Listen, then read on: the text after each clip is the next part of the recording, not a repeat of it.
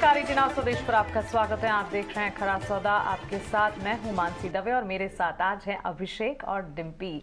भारतीय बाजार के लिए कल का ट्रेड सेटअप या कहें एक पूरे हफ्ते की कंसोलिडेशन के बाद इस हफ्ते की शुरुआत अच्छी डिसेंट होती नजर आई है। अब क्या सेंटिमेंट्स ऐसे ही आज के सत्र में भी रहेंगे या नहीं, इस पर होगी नजर। लेकिन इस वक्त ग्लोबल सेंटिमेंट्स पर अगर आप नजर डालेंगे, एशियाई बाजार से हम देख रहे हैं एसजीएक्स निफ्टी में हल्की सी खरीदारी के साथ इस वक्त ट्रेड्स बढ़ते हुए नजर आ रहे हैं। और बीती रात अगर अमेरिकी बाजार की बात करेंगे, भारतीय बाजार की ही तरह अमेरिकन मार्केट्स में भी रिजल्ट हैवी सीजन चल रहा है, उसका एक क्लियर कट इंपैक्ट है जो कि नजर आएगा। एशियाई बाजार में एसजीएक्स निफ्टी में भले ही बढ़त हो, लेकिन इसके अलावा हांगकांग के बाजार जो कि क्लियर कट इंडिकेशंस देते हैं भारतीय बाजार के लिए, वहां से कमजोरी आज हाथ लगी। चीन, जापान और कोरिया के बाजार में हम देख रहे हैं अच्छी खासी मजबूती के बीच कामकाज है। अमेरिकी बाजार को देखेंगे, कल के ट्रेड में मिला जुला ट्रेंड था। दिन भर वॉलेटिलिटी देखने के बाद जब दिन खत्म हुआ, करीब 150 अंकों की बढ़त के साथ, या कह सकते हैं निचले स्तरों से 150 अंकों की रिकवरी देखने के बाद अमेरिकी बाजार जो है वो क्लोज होते हुए दिखे।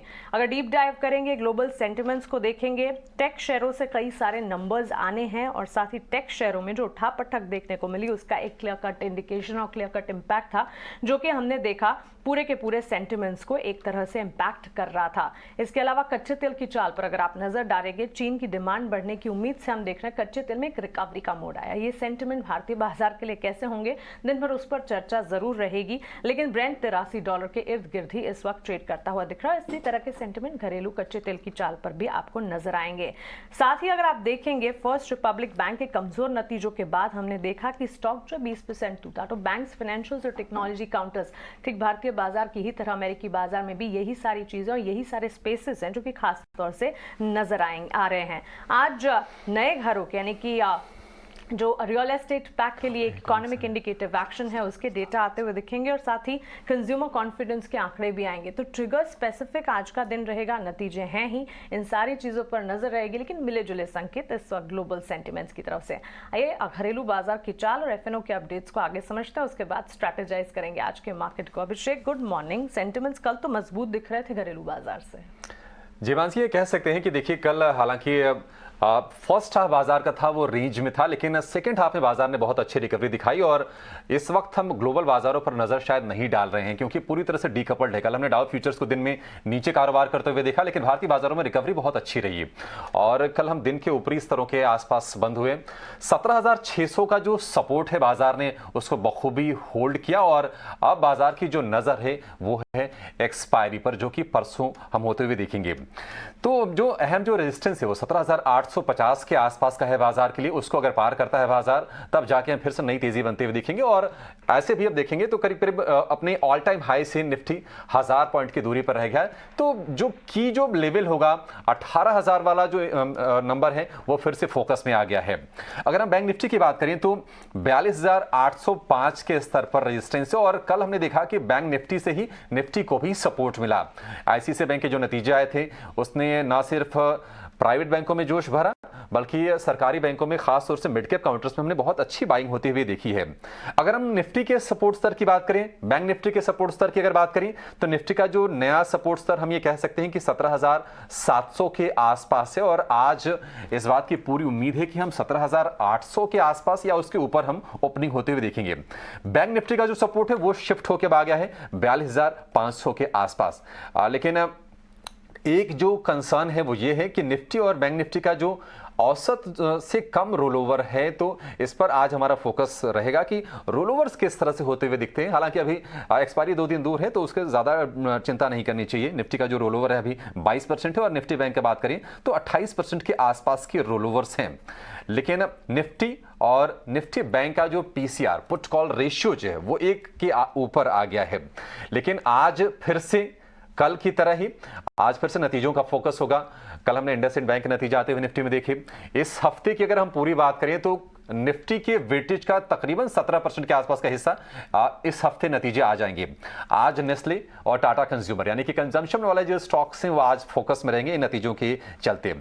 कुछ और जो चीजें हैं कि हम देख रहे हैं कि एफआईज की जो इंडेक्स में जो लॉन्ग पोजीशन है वो बढ़ रही है और लॉन्ग पोजीशन जो बढ़ के 10% से बढ़ के 43% पर पहुंच गई है। तो ये एक पॉजिटिव इंडिकेशन है अगर हम एफआईआई से यानी कि विदेशी निवेशकों की तरफ से अगर हम संकेतों को देखें तो।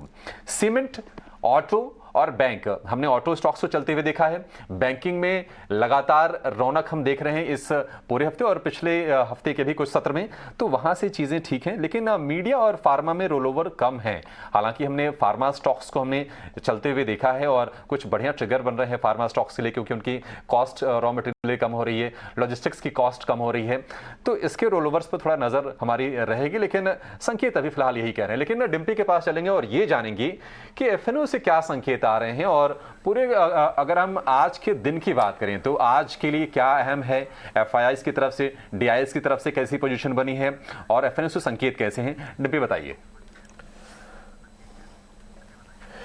अभिषेक, पहले तो बहुत शुक्रिया और आपने ज़्यादातर पॉइंट्स को कवर करके बात भूमिका तो बांध ही दी है कि हाँ मार्केट के अंदर इस समय का सिनेरियो क्या चल रहा है। देखिए, मार्केट पिछले 10 दिन से स्ट्रॉन्ग हैंड में है और जिस दिन से रिवर्सल होना शुरू किया था, हमने आपके सामने बड़े खुले में और बहुत जोर से शब्द का इस्तेमाल किया था कि कमज़ोर हाथों से मार्केट मजबूत हाथों में जा रहा है, यानी एफआईज के पास जा रहा है।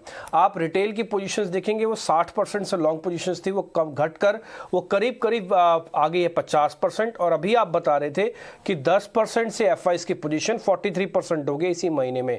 इसका मतलब कमजोर हाथों से पैसा निकल के मजबूत हाथों में पैसा गया। इसलिए आप किसी भी स्तर पे बाजार को रुकता हुआ नहीं देख रहे हैं। 17,500 आते आते तक लोगों का मनोबल टूट गया था कि अब शॉर्ट कवरिंग नहीं आएगी, लेकिन अब आप 17,800 भी टेस्ट करने के लिए जा रहे हो और अभी भी ये शॉर्ट कवरिंग के दम पर ही चल रहा है। तो ये हमने चार्ट्स वगैरह आपके लिए ड्रॉ किए हैं। इसमें बैंक निफ्टी का चार्ट ज्यादा इंटरेस्टिंग है, वो 42,000 के अहम सपोर्ट पे आके खड़ा हुआ है। ये दोनों चार्ट्स को हमने आपके लिए ड्रॉ करके थोड़ा ये बताने की कोशिश की है कि कहां पे अब मल्टीपल सपोर्ट्स आपको बनते हुए दिख रहे हैं। एफ एंड ओ डाटा पे आ जाइए। शुरुआत करते हैं पहले निफ्टी से कि कल निफ्टी के अंदर क्या हुआ। अगर आप देखेंगे तो कल माइनस का 2% ओआई है। एक चीज मैं आपको बता दूं सारे डाटा बताने से पहले कि इस बार की सीरीज बहुत हल्की सीरीज थी, जो भी कर रहे थे बहुत जोर से उसका असर दिख रहा था। अगली सीरीज ऐसे नहीं होने जा रही है। अगली सीरीज में थोड़ा डाटा काफी स्ट्रांग बना हुआ है। ये -2% का मतलब शॉर्ट कवरिंग आई है। जब आप शॉर्ट कवरिंग की उम्मीद खो दें और उसके बाद शॉर्ट कवरिंग आए तो नज़ारा कल जैसा ही आपको होता हुआ दिख रहा है कि आप उम्मीद नहीं कर रहे थे कि बाजार इतना चलेगा, लेकिन कल भी चला। आगे आते हैं, इन दोनों के अंदर एक पॉइंट आप नोट करेंगे, बैंक निफ्टी का डाटा लेके आइए स्क्रीन पर। उसके अंदर आप एक चीज नोट करेंगे कि प्रीमियम्स कम हो गए हैं, क्योंकि सीरीज के हम क्लोज करने जा रहे हैं।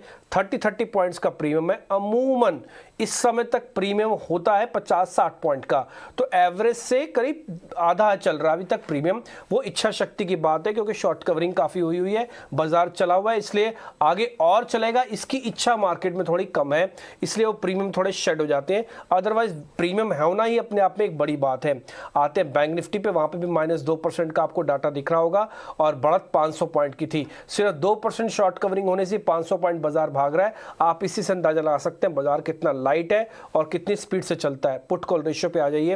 पीसीआर अगर आप चेक करेंगे तो आप दोनों एक के ऊपर पाएंगे। इसका मतलब बुल्स की ग्रिप काफी स्ट्रांग है। और अभी आप अभिषेक ये बता रहे थे कि नए सपोर्ट मार्केट को मिल चुके हैं, जो कि 17,700 के हैं और बैंक निफ्टी पे 42,500 के हैं। ये नए सपोर्ट इसी पीसीआर की वजह से बने हैं, क्योंकि पुट कॉल रेशियो नॉच ऊपर हो रहा है। अब आप इसी से एग्जांपल मैं बता देता हूं आपको कि 17,700 के जितने की नीचे की कॉल्स है, 600, 500, 400, 300, 200, सब में शॉर्ट कवरिंग हो रही है। सब में वो सैनिक जो आपके युद्ध कर रहे थे, आपके साथ लड़ रहे थे, वो अपनी पोस्ट छोड़ छोड़ के भाग रहे हैं। इसका मतलब आप वो किला जीत रहे हैं। तो 17,700 वाला किला आपने जीत लिया। आते हैं विक्स पे। वॉलेटिलिटी इंडेक्स आपका ना दोस्त है ना दुश्मन है। मैंने आपको कई बार कहा है कि जो आपको गैप में मिलेगा बाजार उसके बाद अपना रंग दिखाएगा, लेकिन वो एक दायरे में दिखाएगा। बहुत जल्दी से सपोर्ट और रेजिस्टेंस को ब्रेक करने के मूड में नहीं है। आप पिछले कई दिन से सपोर्ट को प्रोटेक्ट कर रहे हैं, लेकिन आज रेजिस्टेंस ब्रेक हो जाएगा, उसको लेकर मेरे को हल्का सा और डाउट है 17,800 के आसपास। एक पॉइंट मैं और क्लियर करता हूं, एफआईज के नंबर अभी आपकी स्क्रीन पर आ जाएंगे। उसमें आप देखेंगे जो ऑप्शंस का डाटा है उसके अंदर आपको माइनस देखेगा फिर से 11,000। कैश भी बिक रहा है और फिर से ऑप्शंस भी बिक रहा है, लेकिन बाजार चल रहा है। इसका मतलब बाजार चल रहा है लाइट होने की वजह से। ये कभी भी तेजी रुक सकती है और इसके लिए पहला इंडिकेटर है कि 17,800 के आसपास अगर आपके पास प्रॉफिट्स है तो कृपा करके बुक कर ले, नहीं तो ट्रेलिंग स्टॉप लॉस जरूर लगाएं। इसके आगे की राह थोड़ी मुश्किल है। आ जाते हैं और ऑप्शंस के डाटा पे बैंक निफ्टी में 42,500 की कॉल्स के अंदर शॉर्ट कवरिंग हुई है, पुटें टूट रही हैं, इसका मतलब नया बेस बन चुका, जो अभी आप बता रहे थे। आते हैं लास्ट में कि होल्डिंग्स कितनी हो गई है। 43% लॉन्ग होल्डिंग्स है एफआईज की और रिटेल की होल्डिंग है 50%। ये दोनों अगर आप सीरीज के शुरुआत से देखेंगे तो रिटेल ने 10% खोया है और एफआईज ने 40% पाया है, 30% नेट में पाया है। तो आप इसी से अंदाजा लगा सकते हैं कि बाजार क्यों स्ट्रांग हुआ। यही हमने आपसे पहले दिन भी कहा था, जिस दिन एफआईज आएंगे आपको मार्केट फील गुड जरूर करवाएगा। अभिषेक बिल्कुल, तो ये तो थीम सेट हो गई और सबसे पहले आपके लिए विदेशी बाजार, घरेलू बाजार से संकेत और एफएनओ की पोजीशनिंग जानना जरूरी है, जिससे थीम बिल्ट होती हुई दिखेगी और बाजार के ओवरऑल संकेत, सेंटिमेंट्स कैसे डेवलप हो रहे हैं वो आप समझ पाएंगे। सेंटिमेंट्स जो है, अंडरटोन जो है भारतीय बाजार के लिए बुलिश है, भले ही मिले जुले संकेत हो विदेशी बाजार से, लेकिन डोमेस्टिक मार्केट्स, डी स्ट्रीट जो है वो अपने पियर्स को या कह सकते हैं एक तरह से आउट परफॉर्म करने की कोशिश कर रहा है और स्ट्रॉन्ग हैंड्स में, जिस तरह अभी डिम्पी बता रहे थे हैं। लेकिन एक बात जरूर ना भूलें कि मंथली एक्सपायरी का हफ्ता है और मंथली एक्सपायरी का हफ्ता वॉलेटिलिटी कभी भी लेकर आ सकता है, तो इस कॉशियसनेस को मन में जरूर बनाकर रखें। चलिए, हमारे साथ हमारे टेक्निकल एक्सपर्ट्स भी जुड़ गए हैं। किरण जानी हमारे साथ और वैशाली पारेख दोनों हमारे साथ पैनल पर जुड़े हैं। शुरुआत उनसे करते हैं, उनसे समझते हैं कि इस बाजार में स्ट्रैटेजी फर्स्ट हाफ के लिए आज क्या बना रहे हैं। शॉर्ट कवरिंग का ट्रेंड है। Vaishali, good morning. और डोमेस्टिक मार्केट्स की शुरुआत कल से ही हम देख रहे हैं डिसेंट हुई है। Last week consolidation, profit booking, ये सारे के सारे शब्द थे जिसे इस्तेमाल कर रहे थे, लेकिन इस हफ्ते की इस पॉजिटिव शुरुआत को क्या मंथली एक्सपायरी तक इसी तरह देखेंगे हम? क्या स्ट्रैटेजी बनाएंगे आप? Very good morning to all of you. Actually कल ही हमने एक देखा था कि एक ब्रेकआउट आ चुका था, कंसोलिडेशन काफी चला, 17,600 वाज हेल्ड ऑन और जैसे ही 17,680 का क्रॉस हुआ decisive, so it was a clear indicator that हम जाएंगे 17,750 और नेक्स्ट टारगेट आएगा 18,100। सो बाइंग स्ट्रेटजी अभी भी इंटैक्ट है with a support of 17,700 levels for today. तो वहां पे एक बाय बनता है और बैंक निफ्टी ने भी ब्रेकआउट दिया है, so for the next target of 43,100. So view is positive, buy at the support levels and book at the target levels. ठीक है, तो वैशाली का व्यू है ये बाजार को लेकर। लेकिन किरण, आपके पास आएंगे, आपको क्या लगता है कि आज बाजार जहां खुलेगा वहां से और ऊपर जाएगा या फिर ऊपर गया तो शॉर्ट करने के मौके खोजने चाहिए? आपका व्यू क्या है? निफ्टी पर व्यू दीजिए और बैंक निफ्टी पर भी लगे हाथ अपना नजरिया शेयर कीजिए। सो ओवरऑल कल का हम जिस तरह से मार्केट देखा था, बैंक निफ्टी में डेफिनेटली डेली चार्ट के ऊपर अगर हम देखेंगे तो एक फ्लैग पैटर्न ब्रेकआउट है और कहीं ना कहीं एफआईएस की डेटा अगर आप ऑप्शंस के अंदर देखोगे तो कॉल साइड के ऊपर 2,50,000 लॉट कॉल में शॉर्ट कवरिंग हुई है। तो कहीं ना कहीं शॉर्ट कवरिंग का डेटा बढ़ा है। कल की जो रैली थी वो शॉर्ट कवरिंग लेड थी और जिस तरह से मार्केट ने अपने रेजिस्टेंस के ऊपर सेटल किया है, जैसे निफ्टी की अंदर बात करें हम 17,700 के ऊपर सेटल है और बैंक निफ्टी की बात करें तो 42,500 के ऊपर सेटल है। दोनों का पीसीआर रेशियो देखोगे तो 2 वीक के बाद वापस वो 1 के ऊपर ट्रेड कर रहा है। तो कहीं ना कहीं पीसीआर रेशियो जब 1 के ऊपर, वो भी मंथली एक्सपायरी के वीक में ट्रेड कर रहा है, तो जनरली बुलिश सेंटीमेंट माना जाता है। तो ओवरऑल दोनों इंडाइसिस में हमारा जो व्यू पॉइंट है वो बुलिश है। हालांकि निफ्टी के अंदर हम थोड़े कॉशियस है। निफ्टी में हम 17,750, 17,800 ये जो हर्डल है वो जब तक क्लोजिंग बेसिस क्रॉस नहीं होता है तब तक निफ्टी में हम कॉशियस ही रहेंगे। सो 17,800 के आसपास या 750 के आसपास भी अगर हमें मार्केट मिलेगा तो निफ्टी के अंदर हम डेफिनेटली शॉर्ट बैट लेंगे। हमारा जो स्टॉप लॉस रहेगा वो 17,860 के ऊपर रहेगा और जो टारगेट हम एक्सपेक्ट कर रहे हैं वो 17,600 के आसपास कर रहे हैं। रीजन भी 17,600, 17,700 के ऊपर कॉल राइटिंग काफी अच्छे लेवल के हुई है, जैसे 2 लाख लॉट 17,700 के ऊपर ओपन है। तो चांसेस है कि मार्केट में जो शॉर्ट कवरिंग कल देखी थी वो शायद आज हम ना देखें अगर मार्केट 17,750 या 800 को सस्टेन करने में फेल होता है। सो हमारा नजरिया निफ्टी के अंदर थोड़ा वीक है। हालांकि बैंक निफ्टी की बात करें तो बैंक निफ्टी में हमने लास्ट वीक भी जिस तरह से डिस्कस किया था कि जब तक 41,800 ब्रेक नहीं होता है और आप एचडीएफसी बैंक और आईसीआईसीआई बैंक देखिए अपने रेजिस्टेंस के आसपास ट्रेड कर रहे हैं। कल हमने देखा एचडीएफसी बैंक 1680 के ऊपर सस्टेन हो गए, आईसीआईसीआई बैंक 900 के ऊपर सस्टेन हो गई और पीएसयू बैंक में भी काफी अच्छा एक ब्रेकआउट देखने को मिला है। So bank Nifty out perform रह सकती है, जैसा कल भी हमने देखा था। आज भी हमारा व्यू बैंक निफ्टी के ऊपर पॉजिटिव है। अगर कोई भी डिप आता है बैंक निफ्टी में तो we would like to go long. 43,000 तक के हमारे टारगेट है और एज अ स्टॉप लॉस जो हम देख रहे हैं वो 42,200 देख रहे हैं। सो जिस तरह से ग्लोबल के साथ हमारा डीकपल है, हम विद इन द मार्केट भी हम देख सकते हैं कि निफ्टी थोड़ा प्रेशर में ट्रेड कर सकते हैं, लेकिन बैंक निफ्टी में डेफिनेटली हम लॉन्ग करके जा सकते हैं।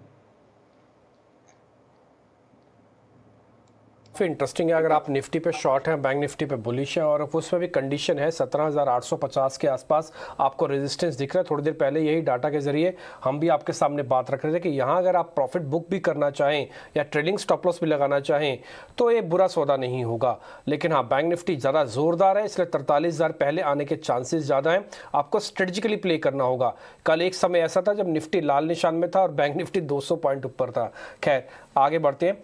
अब जरा शेयर्स की तरफ बढ़ेंगे तो हमारा एक सेगमेंट है त्रिमूर्ति शेयर, और सारे शेयर्स भी होंगे, लेकिन पहले छांट के 3 शेयर्स आपके लिए रखते हैं जो दिन भर आपके आज दिमाग में आपके ट्रेडिंग टर्मिनल्स पे छाए रहेंगे।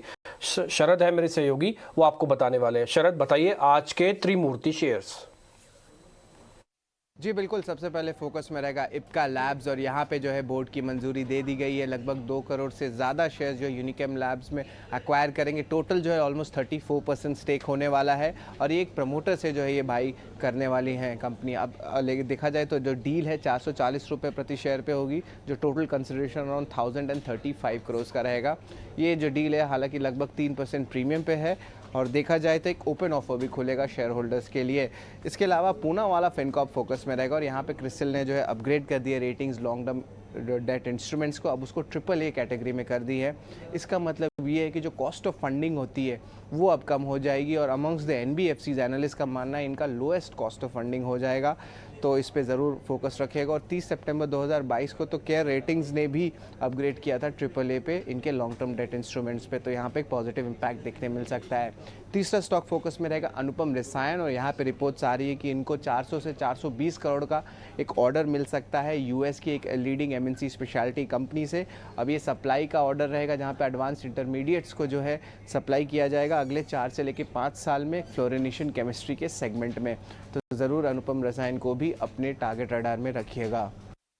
बिल्कुल शरद, आपका शुक्रिया ये तीनों शेयर्स त्रिमूर्ति सेगमेंट में हमारे सामने रखने के लिए। तो इप्का लेबोरेटरीज डायग्नोस्टिक और फार्मा डिफेंसिव्स पर चल रहे हैं। बाजार जब कमजोर थे तब भी चल रहे थे, और इस वक्त भी सेंटिमेंट्स वहां से काफी सारे न्यूज फ्लोज जो है पॉजिटिव आ रहे हैं। पूना वाला फिनकॉर्प जिस पर लगातार हम ट्रेडिंग नजरिया लेते रहते हैं, और साथ ही अनुपम रसायन का स्टॉक भी है जिस पर आपको नजर रखनी चाहिए। लेकिन किरण, गुड मॉर्निंग। आपसे इप्का लेबोरेटरीज पर आपकी राय जानना चाहूंगी। यूनिकैम लैब्स में करीब 33% हिस्सा खरीद को मंजूरी मिलती हुई दिखी, और प्रमोटर ने 3% प्रीमियम पर जो यहाँ पर हिस्सा खरीद है, जो स्टेक बाइंग है, उसको मंजूरी दी है। इप्का लेबोरेटरीज पर राय क्या होगी? क्या टेक्निकली चार्ट्स आज रिएक्ट करेंगे इस खबर पर?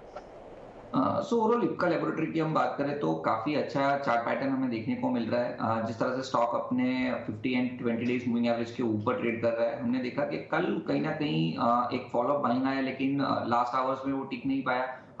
उसकी 100 डेज मूविंग एवरेज का रेजिस्टेंस जो 840 के आसपास था, उसको लेके स्टॉक 826 के आसपास एक फॉल किया है। लेकिन कहीं ना कहीं आप देखोगे तो राइजिंग ट्रेंड लाइन जो लोअर बॉटम से बन रही है, उसका सपोर्ट 810 820 के आसपास है।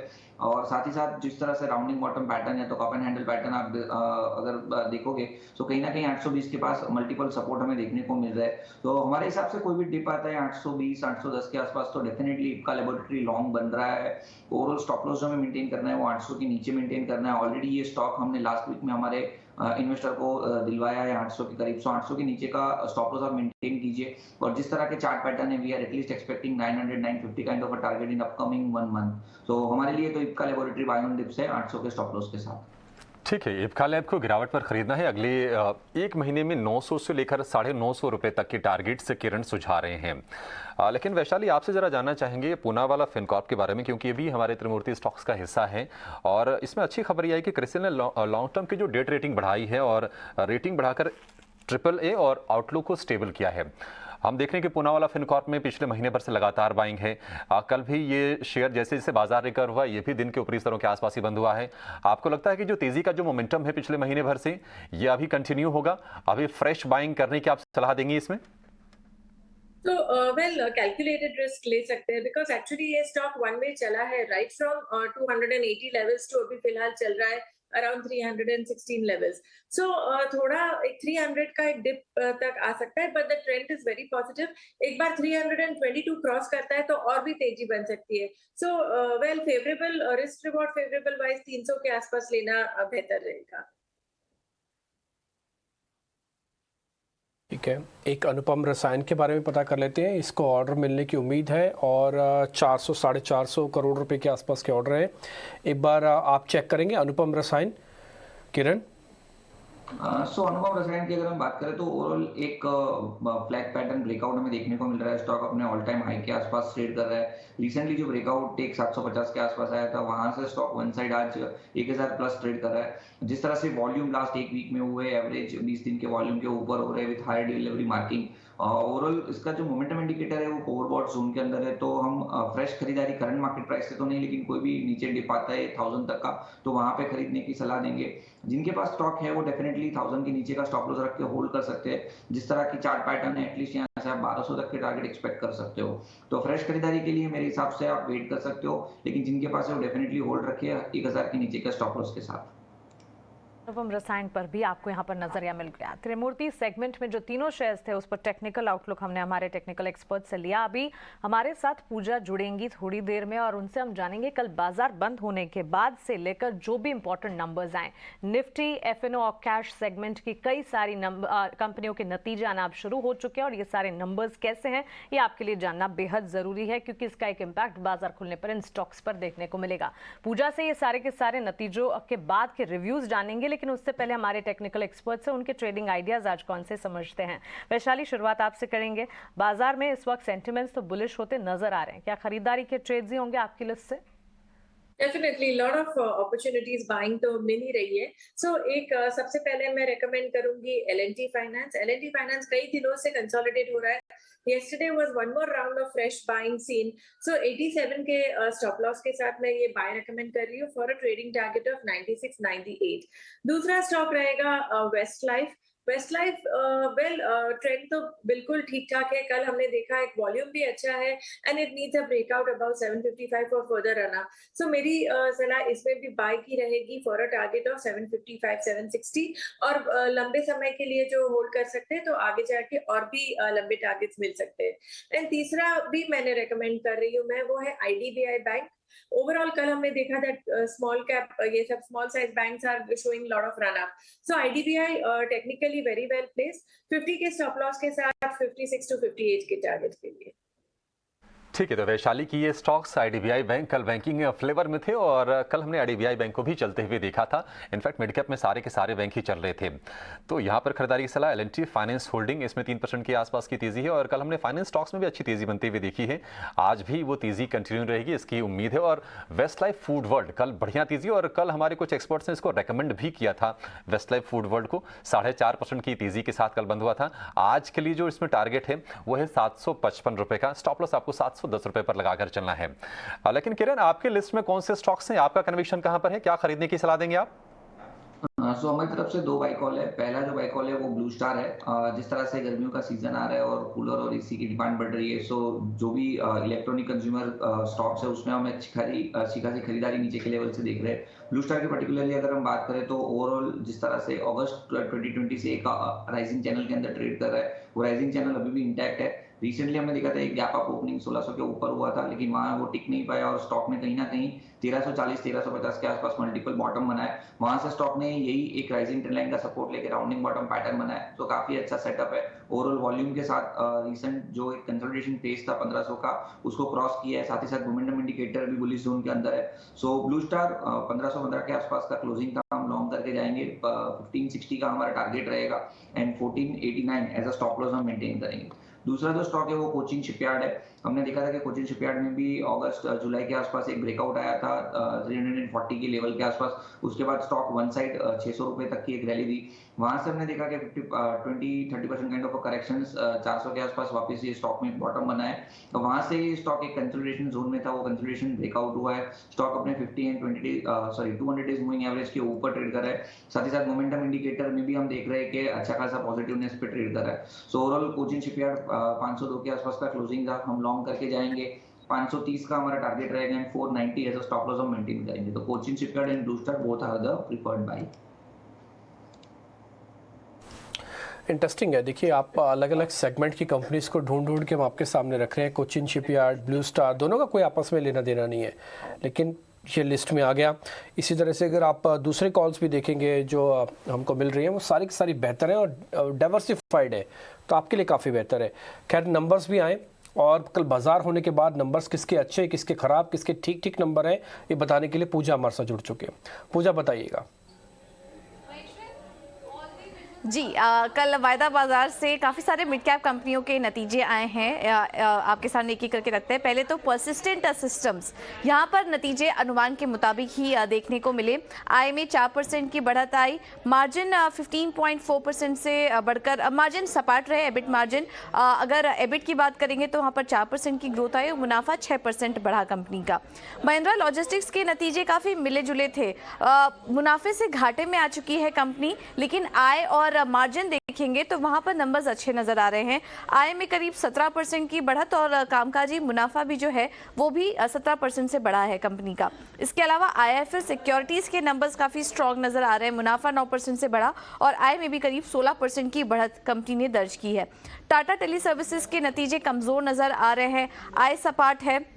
कामकाजी मुनाफा अगर देखेंगे तो वहाँ पर तिमाही दर तिमाही 3% की ग्रोथ मामूली देखने को मिली है और इस बार भी कंपनी ने घाटा ही पोस्ट किया है 277 करोड़ का। इसके अलावा सेंचुरी टेक्सटाइल्स, यहाँ पर भी नतीजे काफ़ी मिले जुले हैं। आय और कामकाजी मुनाफा अगर देखेंगे तो वहाँ पर हल्का दबाव देखने को मिल रहा है, लेकिन मुनाफा 70% से बढ़ा है कंपनी का। तो ये कुछ नतीजे हैं। ज़्यादातर जो नतीजे हैं वो मिले जुले ही देखने को मिल रहे हैं। ओके ठीक है, यानी कि कल जो एक राउंड ऑफ नंबर्स आए थे, मार्केट ने तो काफ़ी मैच्योर रिएक्शन दिया था उस पर, लेकिन आज जो नंबर्स हैं टिपिकली कल के मुकाबले थोड़ी छोटी कंपनीज भी हैं और नंबर भी मिक्स्ड हैं ओवरऑल। अगर आप देखेंगे तो महिंद्रा लॉजिस्टिक्स से शुरुआत करते हैं। नंबर्स ठीक तो नहीं लग रहे हैं देखने में। एक बार जरा चार्ट चेक करेंगे किरण आप महिंद्रा लॉजिस्टिक के, हम ग्राफिक्स के जरिए वो नंबर्स आपके सामने रखते हैं, आप जरा चार्ट चेक कीजिए। सो महिंद्रा लॉजिस्टिक की अगर हम बात करें तो ओवरऑल एक अच्छा खासा रनअप के बाद स्टॉक एक फॉलिंग ट्रेंड के अंदर ट्रेड कर रहा है। रिसेंटली हमने देखा था कि 400 के आसपास मल्टीपल बॉटम थे, उस बॉटम को उसने ब्रेक किया है। कहीं ना कहीं रिसेंटली जो एक दूसरा बॉटम हमने देखा 550 के आसपास बनाया था, वहां पे भी अगर हम देखें तो मोमेंटम इंडिकेटर अभी भी अपने बुलिश जोन के अंदर आ नहीं रहा है। वहां पे भी हम एक नेगेटिव डाइवर्जेंस देख रहे हैं। स्टॉक अपने 50 डेज मूविंग एवरेज के नीचे कल बंद हुआ था, तो कहीं ना कहीं स्टॉक जो है वो थोड़ा नेगेटिव ट्रेंड में ही ट्रेड कर रहा है। जब तक ये स्टॉक ऊपर में 390 का लेवल क्रॉस नहीं करता है, we would like to avoid this stock कि आप करंट लेवल पे बाइंग ना करें। हो सकता है कि इसका जो प्रीवियस बॉटम है 350 उसके आसपास ये स्टॉक कंसोलिडेट हो और वहां पे अगर कोई अपॉर्चुनिटी हमें मिलती है, रिवर्सल के साइन दिखते हैं, तो वहां पे हम लॉन्ग कर सकते हैं। So as of now current market price से तो हम अवॉइड की ही सलाह देंगे। ऊपर में जब तक 390 क्रॉस नहीं कर पा रहा है तब तक जिनके पास भी ये पोजीशन है, ये स्टॉक है, वो 350 का एक फिक्स स्टॉप लॉस रखिए, क्योंकि अगर 350 का लेवल ब्रेक होता है तो चांसेस है ये स्टॉक में और भी गिरावट आ सकती है। तो जिनके पास है वो 350 का स्टॉप लॉस रख के फ्रेश खरीदारी के लिए मेरे हिसाब से अवॉइड करना चाहिए। ओके, तो चलिए इस वक्त वॉच लिस्ट में रखें, फ्रेश खरीदारी से दूर रहें महिंद्रा लॉजिस्टिक्स पर। और भी कई सारे स्टॉक्स हैं जो कि नतीजों के दम पर आज रिएक्ट कर सकते हैं, उस पर भी बातचीत होगी। लेकिन बैंक्स, फाइनेंशियल्स लगातार ब्रोकरेजेस के पॉजिटिव रेडार पर हैं, और हो भी क्यों ना। HDFC bank, ICICI bank, IndusInd bank, जो सारे के सारे नंबर्स आए हैं, उसके बाद ये सारी बैंक्स फाइनेंशियल पॉकेट है जो कि काफी हद तक फोकस में है, और साथ ही PSU बैंक स्पेस भी है जिस पर आपको नजर रखनी चाहिए। ब्रोकरेज रिपोर्ट्स में बैंक्स, फाइनेंशियल्स के साथ ही शुरुआत होने जा रही है, और उसके अलावा भी कई सारे ब्रोकरेजेस है जिस पर नजर रखनी होगी। और थोड़ी देर में ब्रोकरेज ऑफ द डे भी आपके सामने हम पेश करेंगे, जहां एक दमदार ब्रोकरेज आपके सामने पेश की जाएगी। लेकिन इस वक्त जो सारी की सारी ब्रोकरेजेस हैं वामाक्षी कंपाइल करके हमारे लिए लाई है। वामाक्षी, गुड मॉर्निंग, बताइए। जी बिल्कुल, इंडसइंड बैंक फोकस में रहेगा। हमने देखा कंपनी के चौथे तिमाही के नतीजों के बाद काफ़ी सारे ब्रोकरेज रिपोर्ट्स आए हैं। मैक्वायरी और डैम कैपिटल की तरफ से टारगेट प्राइस है 1510 प्रति शेयर का। मैक्वायरी ने आउट परफॉर्म की राय को बरकरार रखा है और डैम कैपिटल ने खरीदारी की राय को बरकरार रखा है।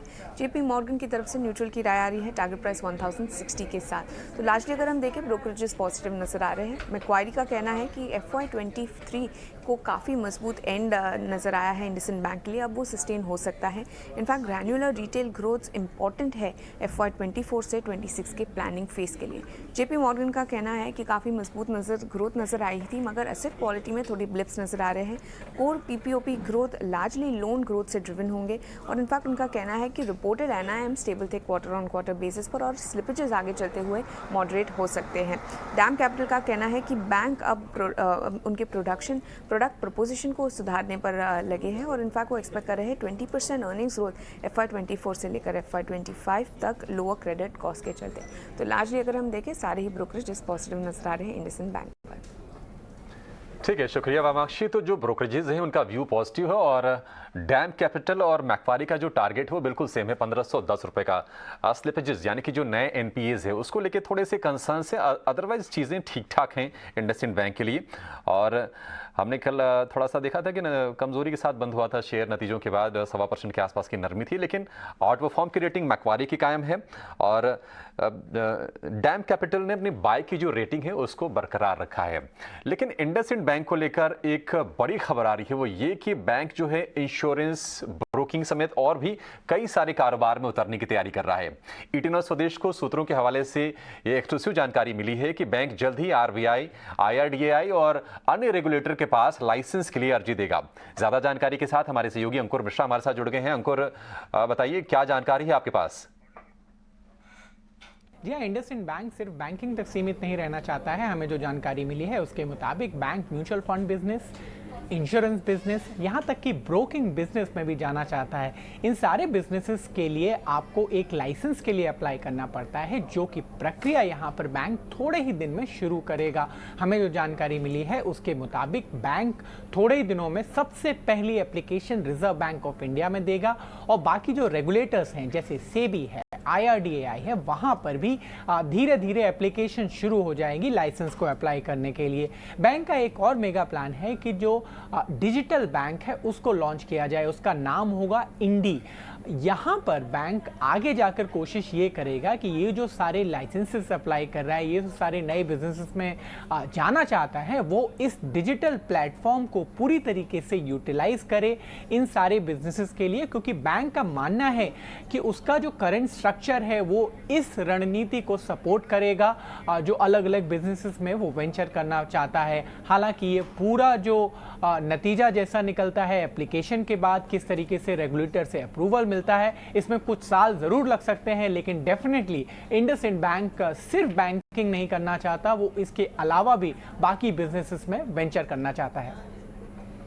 ठीक है, शुक्रिया अंकुर। तो हर बैंक की स्ट्रेटजी होती है अपने कारोबार को डाइवर्सिफाई करना, उसको बढ़ावा देना, और उसी स्ट्रेटजी के तहत इंडसइंड बैंक भी अब ब्रोकिंग में, इंश्योरेंस में, इन सेगमेंट्स में उतरना चाहता है। हालांकि कल हमने नतीजों के बाद देखा था कि शेयर ज़्यादातर वक्त तो हरे निशान में टिका रहा, लेकिन आखिरी के घंटे में थोड़ी सी उस पर दबाव आया और 1.25% की कमजोरी के साथ ये बंद हुआ। लेकिन 1500 वाले टारगेट आप ध्यान में रखिएगा, वो ब्रोकरेज हाउसेज के हैं।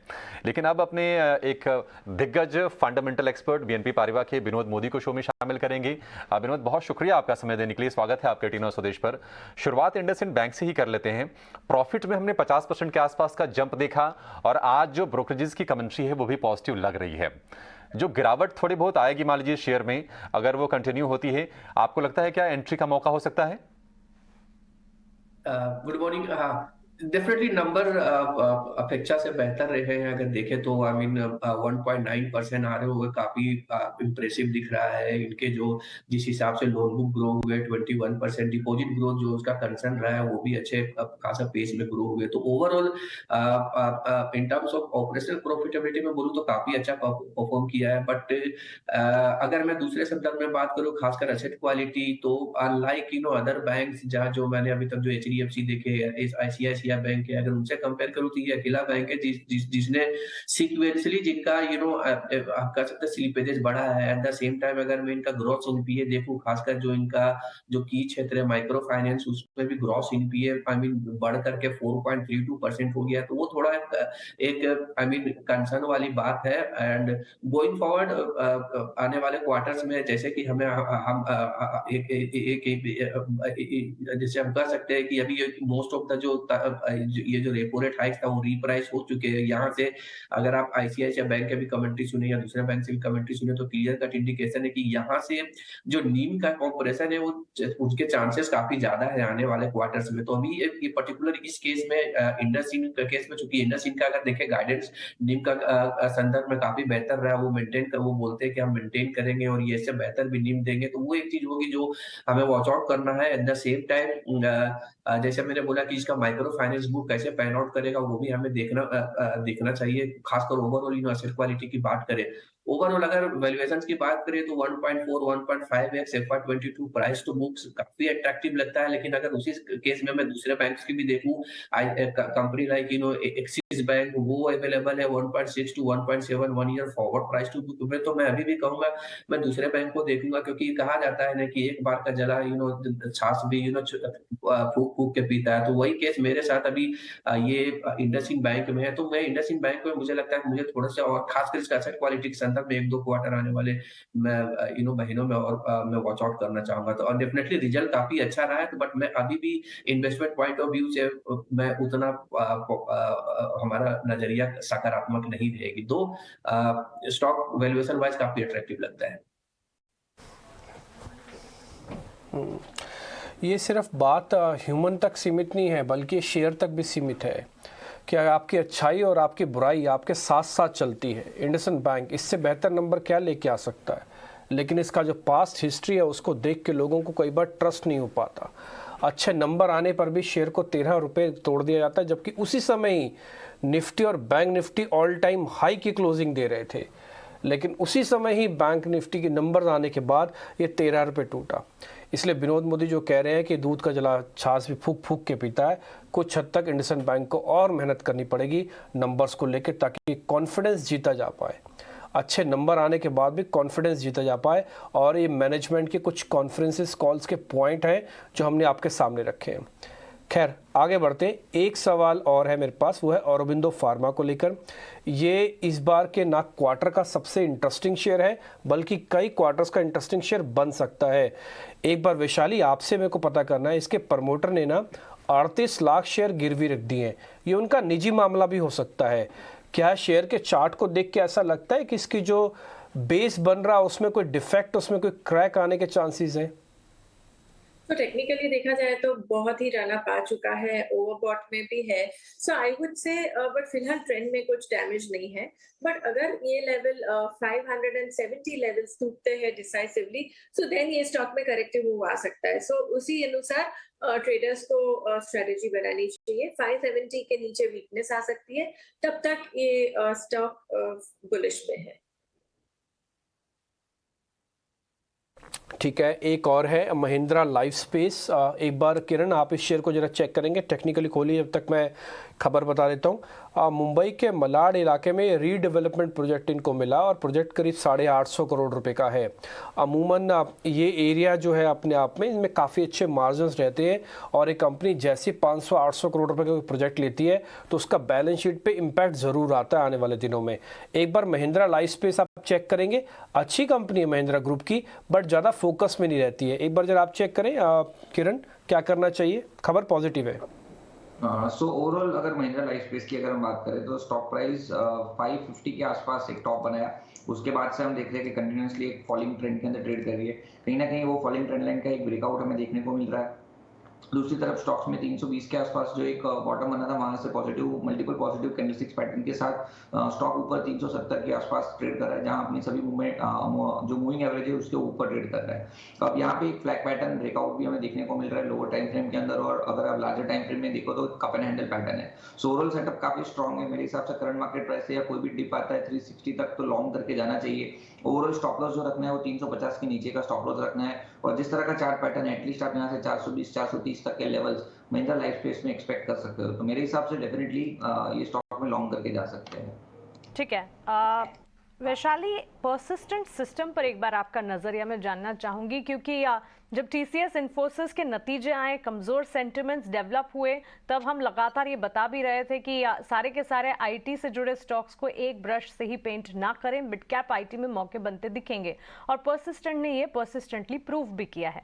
पर्सिस्टेंट के नंबर्स आए, चौथी तिमाही के अनुमान के मुताबिक थे। इनफैक्ट अगर इनके रेवेन्यूज की बात करें तो यहाँ पर बढ़त भी देखने को मिली, ऑलमोस्ट 4% के। हालांकि मार्जिन सपाट थे, लेकिन पर्सिस्टेंट सिस्टम या मिड कैप आईटी प्लेस में कहीं नजर है आपकी, कोई पिक्स वहां से चुनना चाहेंगे या फिर अब भी आपको लगता है कि इसे वॉच लिस्ट में रखना चाहिए?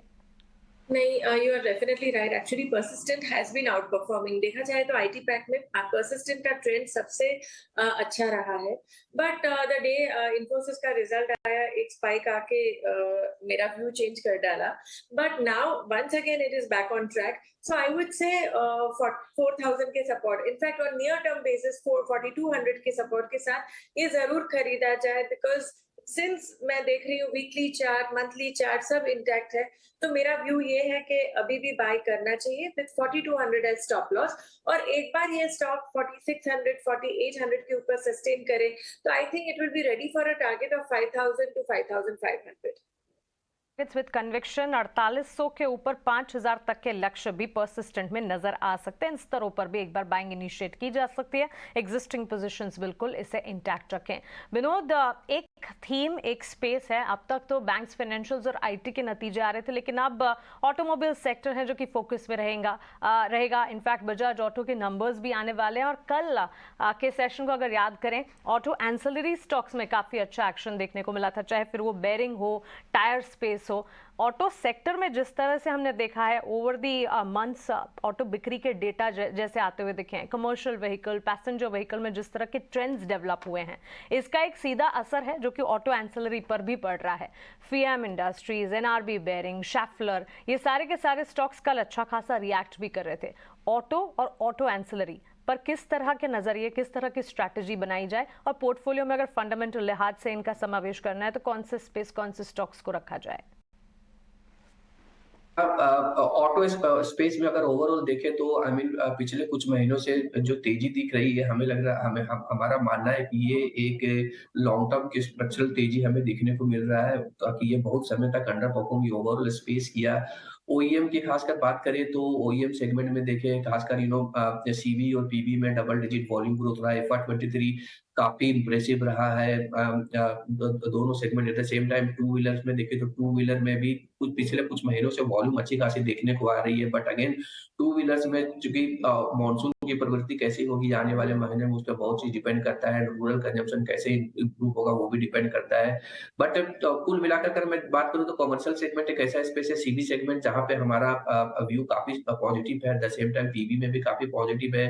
अगर ये दो सेगमेंट की मिलाकर के बात करें तो CV specifically for CV Tata Motors and Ashok Leyland, ये दो, क्योंकि आपके जब CV में जब वॉल्यूम बढ़ते हैं तो आपका जो मार्जिन्स होते हैं वो काफी डिस्प्रोपोर्शनेटली बढ़ते हैं। तो मुझे लगता है इसके वजह से इन दो कंपनियों की मार्जिन में काफी बेहतरी देखी जा सकती है आने वाले क्वार्टर में। At the same time overall की बात करूं, पीवी प्लस ट्रैक्टर की बात करूं, तो मुझे लगता है M&M के नंबर्स काफी बेहतर होंगे। दो M&M ये सिक्वेंसली थोड़ा सा कॉन्ट्रैक्शन देख सकता है बिकॉज ऑफ सीक्वेंशियल डिक्लाइन जो उनका ट्रैक्टर में वॉल्यूम आया ओवरऑल इंडस्ट्री को, उसके वजह से सीक्वेंशियली मार्जिन थोड़ा कॉन्ट्रैक्ट हो सकते हैं। But for the long term perspective मुझे लगता है कि वैल्यूएशन अभी भी M&M की जो 17-18 टाइम हम देख रहे हैं FY24 का अर्निंग्स है वो काफी अट्रैक्टिव हमें लगता है। तो ये सब स्पेस है जहां पे हमें देखना चाहिए। एट द सेम अगर मैं खासकर बजाज ऑटो की बात करूं तो चूंकि देयर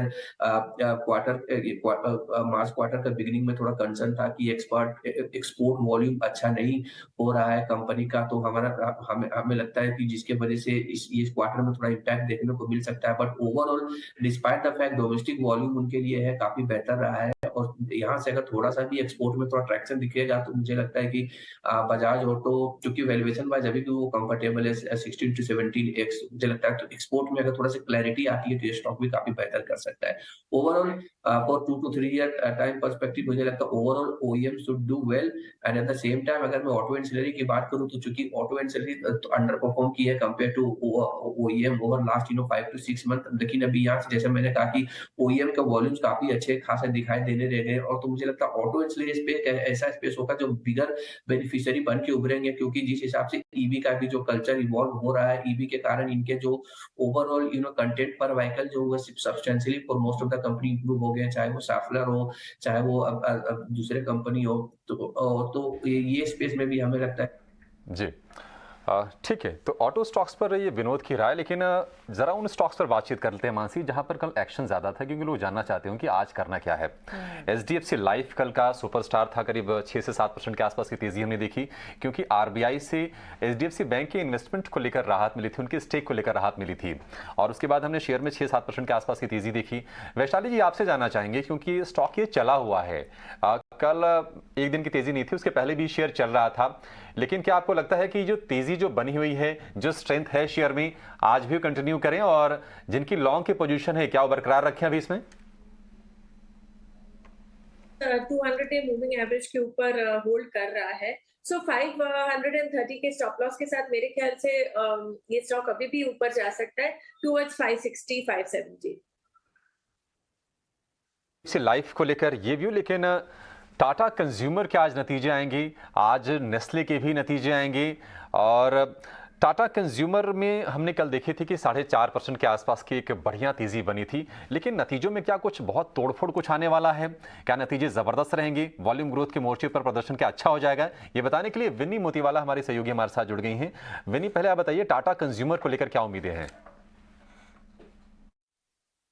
तो टाटा कंज्यूमर्स की जो Q4 FY23 नंबर्स है, वहाँ पे हम लोग एक्सपेक्ट करें कि अराउंड 10-11% की रेवेन्यू ग्रोथ होगी। मेनली ये रेवेन्यू ग्रोथ जो है वो क्या सपोर्ट करेगी ग्रोथ को? इंडिया फूड बिजनेस है, वहाँ पे हम लोग अच्छी ग्रोथ एक्सपेक्ट कर रहे हैं, 20+% की ग्रोथ एक्सपेक्टेड है। और ये मेनली इंडिया फूड बिजनेस की ग्रोथ है, प्राइसिंग लेड ग्रोथ है, क्योंकि सॉल्ट बिजनेस में प्राइस हाइक्स हुई थी, तो उसकी वजह से सपोर्ट कर रही है ओवरऑल इंडिया फूड बिजनेस की ग्रोथ डबल डिजिट में, स्ट्रॉन्ग डबल डिजिट, और उसको इन टर्न सपोर्ट कर रही है total revenue growth for Tata consumers. उसके अलावा प्रॉफिट की बात करें, 17.6% की अपटिक एक्सपेक्ट कर रहे हैं प्रॉफिट के लिए ईयर ऑन ईयर बेसिस पे, और मार्जिन्स, इबिटा मार्जिन्स में स्लाइट कॉन्ट्रैक्शन एक्सपेक्ट कर रहे हैं, जो थोड़ी इन्फ्लेशनरी ट्रेंड्स अभी भी चल रही है, उसकी वजह से 30 बेसिस पॉइंट कॉन्ट्रैक्शन एक्सपेक्टेड है इबिटा मार्जिन में, और इबिटा मार्जिन एक्सपेक्टेड है 13.6% वर्सेज 13.9% लास्ट ईयर। उसके अलावा हम लोग एक्सपेक्ट करें कि स्ट्रॉन्ग ग्रोथ और स्ट्रॉन्ग मोमेंटम रहेगी, परफॉर्मेंस रहेगी नरिश्को बिजनेस में, ग्रेजुअल रिकवरी एक्सपेक्टेड है इंडिया की टी बिजनेस में। टी बिजनेस भूलिए मत, टाटा कंज्यूमर्स के लिए थोड़ा प्रेशर में था लास्ट कपल ऑफ क्वार्टर्स में, तो यहाँ पे हम लोग ग्रोथ एक्सपेक्ट कर रहे हैं, लगभग 1-2% की ग्रोथ आएगी इंडिया टी बिजनेस में, तो ये एक इंपॉर्टेंट फैक्टर है भी वॉच आउट करने के लिए। और इंटरनेशनल बेवरेजेस में म्यूटेड ग्रोथ एक्सपेक्टेड है, क्योंकि इंटरनेशनल बिजनेसेस में वहाँ पे अभी भी थोड़ी इन्फ्लेशनरी ट्रेंड चल रही है, उसकी वजह से इंटरनेशनल बिजनेस में थोड़ी इम्पैक्ट है। तो वॉच आउट क्या करेंगे हम लोग टॉप लाइन ग्रोथ में? मेनली फूड बिजनेस की टॉप लाइन ग्रोथ क्या है, ओवरऑल बिजनेस के मार्जिन्स कैसे आ रहे हैं, और market share trend specially T business में वो क्या है, और ओवरऑल कमेंट्री अगर कुछ रॉ मटेरियल कॉस्ट पे आए और रूरल ट्रेंड्स पे आए, वो इंपॉर्टेंट है फैक्टर वॉच आउट करने के लिए। ठीक है, थोड़ा रिजल्ट से पहले शेयर चला भी हुआ है और एक करीब 5% चल चुका है, 700 से 732 तक आया हुआ है। विशाली, एक बार आप जरा चेक करेंगे, अगर नंबर्स वैसे ही रहते हैं जैसे हमको स्क्रीन पर दिख रहे हैं, तो शायद ये शेयर चलेगा नहीं, हो सकता है, क्योंकि ये डाउन ट्रेंड से सिर्फ रिकवरी कर रहा है, और रिकवरी वाले शेयर यानी कि जिनमें शॉर्ट कवरिंग होती है वो शॉर्ट लिव्ड होते हैं, ज़्यादा जीते नहीं हैं। So well, Tata Consumer actually it was a totally a trading strategy play. कल 725 के ऊपर जब ये स्टॉक आया तो of course we were expecting ये 730 732। अभी इम्पोर्टेंट क्या है, आज के रिजल्ट के बाद या जो भी अगर 730 के ऊपर सस्टेन करता है, then I think trading strategy बना के 760 तक ये टारगेट जा सकता है। So this is how strategy should be made for today. एक बार हम उसको रिजल्ट्स के बाद भी 732 के ऊपर देखेंगे, यानी कि आज की कल की जो क्लोजिंग है वो मेंटेन रहनी चाहिए। अगर वो नहीं रहती है तो फिर रिजल्ट्स का शायद बहुत अच्छे आने पर ही इम्पैक्ट होगा, अदरवाइज कुछ खास बड़ा असर नहीं पड़ेगा। बायोकॉन को लेकर एक खबर नीचे एजेंसीज के हवाले से चल रही है कि इसने सीरम्स और बायोलॉजिकल एक कंपनी के साथ इन्होंने एक टाई अप किया है। ये भी अरबिंदो जैसा ही एक शेयर है। आप चेक करेंगे एक बार किरण बायोकॉन। सो बायोकॉन की बात करें तो एक ट्रेडिशनल फॉलिंग ट्रेंड के अंदर ट्रेड कर रहा है। हमने देखा था कि 500 के आसपास का इसका हाई है और वहां से स्टॉक में जो करीबन बॉटम बना है समवेयर अराउंड 190 तक का बॉटम बना है। अब 190 से हम देख रहे हैं कि लास्ट वीक में एक अच्छा खासा अप ट्रेंड है, स्टॉक अपने हाई टॉप हाई बॉटम के अंदर ट्रेड कर रहा है। काफी दिनों के बाद स्टॉक अपने 20 एंड 50 डेज मूविंग एवरेज के ऊपर ट्रेड कर रहा है, राउंडिंग बॉटम पैटर्न है। सो कहीं ना कहीं जब तक ये स्टॉक में 220 218 का लेवल होल्ड है तब तक मेरे हिसाब से इसमें पोजीशन होल्ड रखनी चाहिए। या कोई भी डिप आता है तो वहां पे आप पोजीशन लॉन्ग करके जा सकते हो। 215 का एक स्टॉप लॉस मेंटेन कीजिए और जिस तरह के चार्ट पैटर्न है आप 250 तक के टारगेट एक्सपेक्ट कर सकते हो बायोकॉन में। तो चलिए राय इस वक्त आपको मिलती हुई और इस खबर को और ज़्यादा टच बेस कर इस पे और ज़्यादा डिटेल्स देने की कोशिश होगी इतना स्वदेश की आपको, और बायोकॉन के स्टॉक प्राइस पर किस तरह के रिएक्शन इस डेवलपमेंट के बाद आते हैं इस पर नजर रहेगी। लेकिन सीरम के साथ करार की खबर और $15 करोड़ का एडिशनल इन्वेस्टमेंट कंपनी करने जा रही है जिस पर आपको नजर रखनी चाहिए। एक और स्पेस बैंक्स एंड फाइनेंशियल्स में किरण आपसे ही इनफैक्ट वैशाली आपसे जानना चाहूंगी, दो स्टॉक्स हैं बैंक ऑफ इंडिया और साथ ही यूनियन बैंक ऑफ इंडिया। कल ये दोनों स्टॉक्स अच्छा एक्शन दिखा रहे थे, ऑलमोस्ट 3.5% के अप मूव्स के साथ स्टॉक्स में हमने क्लोजिंग भी देखी है मजबूती के साथ। मजबूती वाली चाल तो इनफैक्ट इस स्पेस में ही नजर आ रही है, लेकिन दोनों स्टॉक्स में से अगर कोई चुनना हो आपकी राय क्या होगी? So first is Bank of India और दूसरा स्टॉक है Union Bank, right? So I think Union Bank already एक ट्रेंड में आ चुका है एंड तेजी दिखा रहा है बिकॉज ओवरऑल ये बैंकिंग काउंटर में this is one of the banks which is showing lot of strength. So Union Bank में मेरा व्यू ज्यादा पॉजिटिव रहेगा, बट इसके अलावा I am also looking at Indian Bank. So Indian Bank में already a very strong up trend और 330 का एक ब्रेकआउट आ रहा है। सो मैं ये सब स्टॉक्स चेक कर रही हूँ। So my favourite pick would be Union bank, Indian bank and also bank of Maharashtra. Bank of India में सिर्फ एक छोटी सी ट्रेडिंग स्ट्रेटेजी बना सकते हैं, एक बार 83 84 लेवल्स को क्रॉस करता है तो फर्दर कन्विक्शन आ सकता है इसमें। एक बोनस शेयर भी वैशाली ने हमारे साथ शेयर किया, बैंक ऑफ महाराष्ट्र पर भी आपको नजर रखनी चाहिए। लेकिन रियल एस्टेट पैक्ट पर किरण, जिस तरह से सेंटिमेंट्स डेवलप होते हम देख रहे हैं, रियल एस्टेट सेक्टर इनफैक्ट 3 महीने की ऊंचाई पर ट्रेड कर रहा था पिछले हफ्ते ही, जब पिछले हफ्ते बाजार में उठापटक थी। इस वक्त अगर देखें मैक्रोटेक डेवलपर्स के ताज़ा नतीजे आए, कंपनी के मुनाफे में 38% तक की बढ़ोतरी सालाना आधार पर देखने को मिली। 1:1 रेशियो में बोनस डिक्लेयर भी किया कंपनी ने और डिविडेंड का ऐलान भी यहाँ पर किया गया। इनफैक्ट मैक्रोटेक डेवलपर्स जो हैं वो एक तरह से ट्रेडिंग का नजरिया तो है ही, लेकिन फंडामेंटल आउटलुक पर भी काफ़ी हद तक एक स्टॉक का माना जाता है, क्योंकि काफ़ी सारे फंडामेंटल्स हैं जो कि स्टॉक प्राइस को अच्छा खासा एक्शन भी देते हैं। लेकिन ताज़ा खबर जो है नतीजों के लिहाज से, तो एक बार technical outlook Lodha Macrotech Developers पर दीजिए। तो द मैक्रोटेक डेवलपर की अगर हम बात करें तो एक इंस्टीट्यूशनल बाइंग हमने कहीं ना कहीं 700 के लेवल पे देखी थी, उसके बाद स्टॉक एक अप ट्रेंड के अंदर था। अब कहीं ना कहीं देखिए तो उसकी 100 डेज मूविंग एवरेज 970 के आसपास है। स्टॉक में मल्टीपल टॉप 970 के आसपास बने और उसको क्रॉस नहीं कर पा रहा है। सो कहीं ना कहीं एक रेंज के अंदर है, जब तक 970 का लेवल क्रॉस नहीं होता है तब तक कोई बड़ी तेजी है ऐसा एक्सपेक्टेड नहीं है। और नीचे में हम देखें तो 900 के आसपास 20 दिन एंड 50 दिन की मूविंग एवरेज है। सो 900 टू 970 ये 70 रुपीज की रेंज में स्टॉक कंसोलिडेट हो रहा है। जब तक आइदर साइड ब्रेकआउट या ब्रेकडाउन नहीं देगा, इसमें एज ऑफ नाउ मेरे हिसाब से थोड़ा अवॉइड करके चलना चाहिए। ओवरऑल जो बेस हम देख रहे हैं कहीं ना कहीं 900 के नीचे 850 से 860 तक का है। तो अगर 900 का लेवल टूटता है तो मेरे हिसाब से वेट एंड वॉच करना चाहिए। तो फ्रेश खरीदारी के लिए अगेन मैक्रोटेक के अंदर we would like to avoid कि यहाँ पे आप अवॉइड करके चलिए। अगर नीचे में 850 860 के आसपास अगर आपको मिलता है तो वहां पे एक बार आप चार्ट चेक करके एंट्री ले सकते हो। बाकी करंट मार्केट प्राइस से मेरे हिसाब से अवॉइड करना चाहिए। ठीक है, मौजूदा भाव पर मैक्रोटेक को यानी कि लोढ़ा को आपको अवॉइड करना है, ऐसी किरण की सलाह है। लेकिन बायोकॉन की खबर पर हमारी नजर बनी हुई है, क्योंकि उनकी जो सब्सिडरी कंपनी है बायोकॉन बायोलॉजिक्स, उसमें सीरम इंस्टीट्यूट का जो इन्वेस्टमेंट है वो बढ़ने वाला है।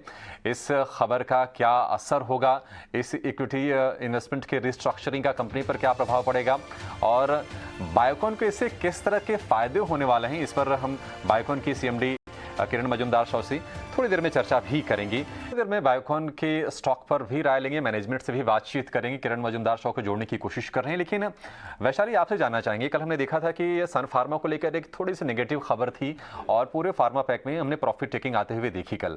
आप जो भी फ्रंटलाइन के स्टॉक्स देख लीजिए, सिप्ला, डॉक्टर रेड्डीज, ये तमाम शेयर में हमने देखी कि ये निफ्टी के टॉप लूजर्स के हिस्सा थे। लेकिन क्या आपको लगता है कि ये जो कल की बिकवाली है ये और सस्टेन करेगी या फिर डिप्स पर हमें खरीदने की कोशिश करनी चाहिए? So I would say stock में थोड़ा reversal because of course ये stock जो near term high 300 से अभी 200 का bottom बना चुका है. I would say जैसे कल की movement हुई है थोड़ा consolidation हो रहा है, हो सकता है 215 तक ये stock consolidate हो सकता है. So that would be a good buying opportunity around 215 levels. But the view gets damaged अगर 215 के नीचे close आता है. So मेरी strategy रहेगी to buy near 215 in Biocon.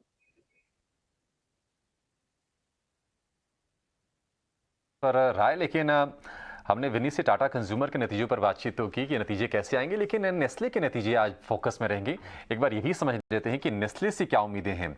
विनी बताइए, नेस्ले नंबर्स कैसे आएंगे और फोकस में क्या रहने वाला है? तो नेस्ले के जो Q1 कैलेंडर ईयर 23 के नंबर्स है, जो है जन टू मार्च क्वार्टर के नंबर्स, वहाँ पे हम लोग एक्सपेक्ट कर रहे हैं कि कंपनी देखेगी डबल डिजिट ग्रोथ, 11% की रेवेन्यू ग्रोथ एक्सपेक्टेड है वहाँ पे, पर प्रॉफिट्स में थोड़ी डिक्लाइन एक्सपेक्टेड है। प्रॉफिट डिक्लाइन होने वाला है 1% से, ये हमारी एक्सपेक्टेशन है, और प्रॉफिट आएगा 588 क्रॉस। मार्जिन में भी थोड़ी प्रेशर तो रहेगी, क्योंकि भूले मत मिल्क प्राइसेस बढ़ ही रहे थे ये क्वार्टर में, तो मिल्क प्राइसेस की वजह से जो उनका डेयरी बिजनेस है, मिल्क बिजनेस है, कन्फेक्शनरी बिजनेस है, वहाँ पे थोड़ी इम्पैक्ट हो सकती है मार्जिन्स पे, और इसीलिए मार्जिन्स एक्सपेक्टेड है कि ये टाइम थोड़े कॉन्ट्रैक्ट हो जाएंगे। मार्जिन्स एक्सपेक्टेड है एबिटा मार्जिन्स 22.6% वर्सेस 23.3%। अभी दूसरे फैक्टर्स की बात करें तो ओवरऑल रेवेन्यू ग्रोथ को क्या सपोर्ट करेगा, एक तो वॉल्यूम ग्रोथ जो एक्सपेक्टेड है, ये इन्फर्ड नंबर है, वो है 3 to 4% एक्सपेक्टेशन है एनालिस्ट की वॉल्यूम ग्रोथ में। उसके अलावा अच्छी मोमेंटम, डिमांड मोमेंटम एक्सपेक्ट है कि कंटिन्यू रहेगी नेस्ले के लिए ग्रोथ में, ओवरऑल वो सपोर्ट करेगी। और उनका जो मेन जो बिजनेस है नूडल्स और बिस्किट कैटेगरी की बात करें, वहाँ पे रेजिलिएंट डिमांड एक्सपेक्टेड है कि वहाँ पे ग्रोथ अच्छी ही रहेगी कंपेयर टू अदर कैटेगरीज। उसके अलावा बात करते हैं तो जैसा मैंने बताया, मिल्क प्राइसेस की वजह से जो बढ़ते हैं उसकी वजह से मार्जिन्स पे इम्पैक्ट रहेगा, पर may be quarter on quarter basis पे थोड़ी इंप्रूवमेंट हम लोग देख सकते हैं मार्जिन्स में। इंपॉर्टेंट फैक्टर्स जो वॉच आउट करेंगे तो वन तो मैनेजमेंट की कॉमेंट्री क्या आ रही है रॉ मटेरियल कॉस्ट पे, और दूसरा रूरल और आउट ऑफ होम कंजम्पशन कैसा है, न्यू प्रोडक्ट पाइपलाइन क्या है, और डिमांड ट्रेंड्स क्या है कंपनी की पैकेज फूड में। ये इंपॉर्टेंट फैक्टर्स है वॉच आउट करने के लिए। ठीक है, तो ये नंबर्स को अच्छे से बताया विनी ने, और ये भी बताया कि अलग अलग कैटेगरी में किस किस तरह के नंबर्स आ सकते हैं। कंबाइंड नंबर्स आपकी स्क्रीन पर रखे हुए हैं। शेयर है 20,000 का, इसलिए थोड़ा समय चाहिए देखने के लिए, अच्छे से समझने के लिए। किरण, आप जब तक आप इस शेयर को जरा चेक कर लेना, उसके बाद मैं आपके पास लौट के इस नेस्ले के बारे में पता करता हूँ कि हमको करना क्या चाहिए। इस बीच मेरे साथ विवेक कारवा जुड़ रहे हैं चेन्नई से, उनको ज़्यादा देर हम वेट नहीं कराएंगे, इसलिए मुनाफे का फंडा उनके साथ लेके आते हैं।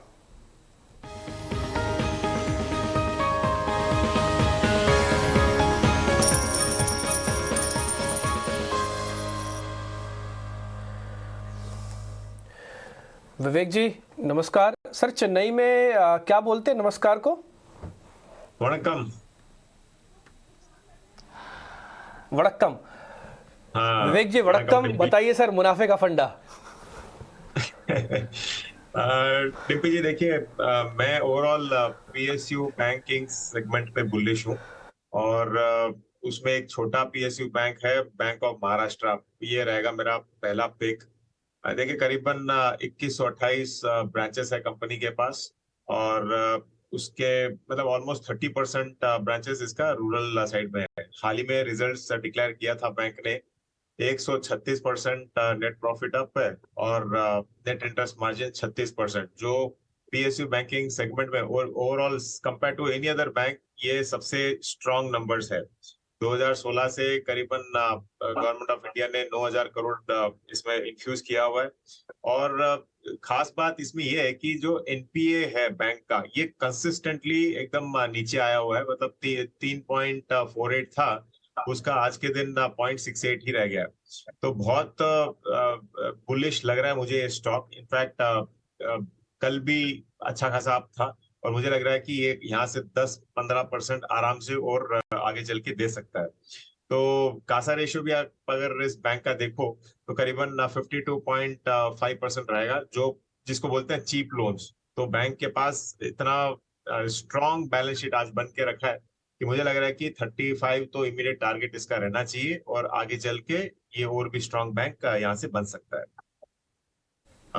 अब मेरा दूसरा पिक रहेगा डिम्पी जी, नेस्को लिमिटेड। ये शो पे मतलब 80 नाउ पे कई बार मैंने डिस्कस किया हुआ है और कई बार मुनाफा भी दिया है स्टॉक ने, बिकॉज एक रेंज में ही ट्रेड कर रहा है। मुझे लग रहा है कि ये आप रियल एस्टेट, हॉस्पिटैलिटी और आईटी पार्क्स अगर सेगमेंट देखो तो उसमें one of the cheapest stock है ये आज के दिन। अंडर 4000 करोड़ का मार्केट कैप है कंपनी का। कंपनी आईटी पार्क्स चलाती है और इनफैक्ट एक बहुत बड़ा एक्सपेंशन चल रहा है, करीबन 25 लाख स्क्वायर फीट का। Cash on balance sheet 1000 crore के ऊपर है इस कंपनी के पास। तो वैल्यूएशन वाइज कोई भी आप नापदंड अगर देखो तो मुझे लग रहा है कि ये स्टॉक बहुत ही अंडर वैल्यूड है। मैंने तो 600 का टारगेट ही दिया है, जो खाली 10-12% यहाँ से है, लेकिन आगे चल के अगर लॉन्ग टर्म में रखते हो तो ये एक मल्टी बैगर भी साबित हो सकता है।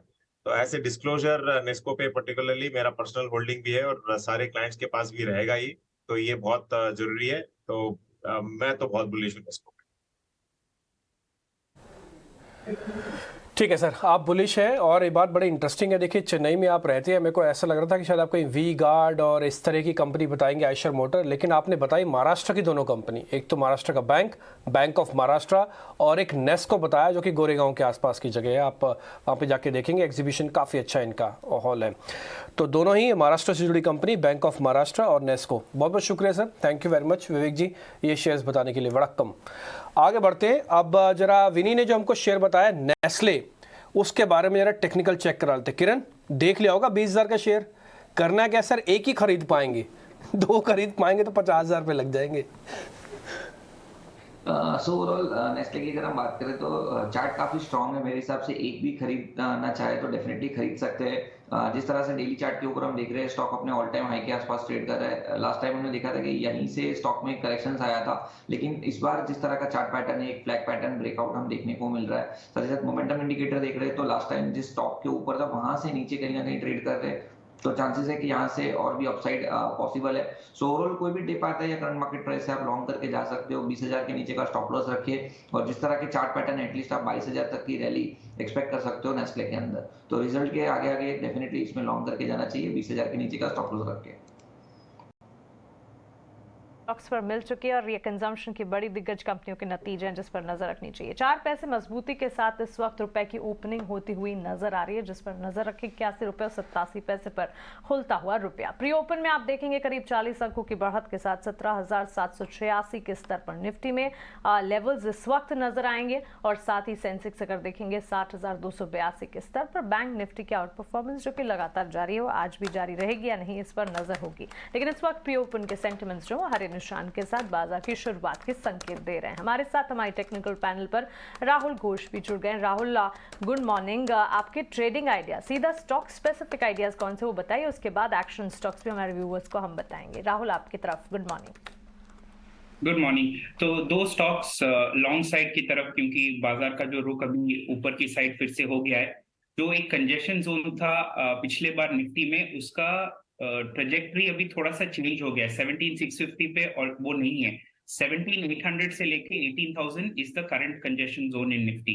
उसको देखते हुए अभी भी एक 100-150 पॉइंट ऊपर की साइड पे है निफ्टी में। तो 2 लॉन्ग स्टॉक्स, दोनों लार्ज कैप, एक तो L&T करंट मार्केट प्राइस पे हम लोग रेकमेंड कर रहे हैं और दूसरा होगा एक्सिस बैंक, वो भी करंट मार्केट प्राइस पे ही रेकमेंड कर रहे हैं। L&T पे स्टॉप लॉस होगा 2105 और टारगेट होगा 2298, और एक्सिस बैंक में भी इंटरेस्टिंग बात यह है कि दोनों स्टॉक्स जो है ना एक डिमांड जोन में आया हुआ है, और दोनों स्टॉक्स जो है एक अच्छा हायर टॉप हायर बॉटम, या जो डाउ थ्योरी में हायर हाइज हायर लोज कहते हैं ना, वो फॉर्मेशन से ऊपर जा रहा है। और एक और इम्पोर्टेंट बात यह है कि जब ये करेक्शन आया निफ्टी में 200-300 पॉइंट का, these stocks were still resilient, उतना नहीं फॉल आया है इन दोनों में। तो लॉन्ग जाएंगे, एक्सिस बैंक का स्टॉप लॉस 845 होगा और टारगेट 890 के लिए हम होल्ड कर सकते हैं।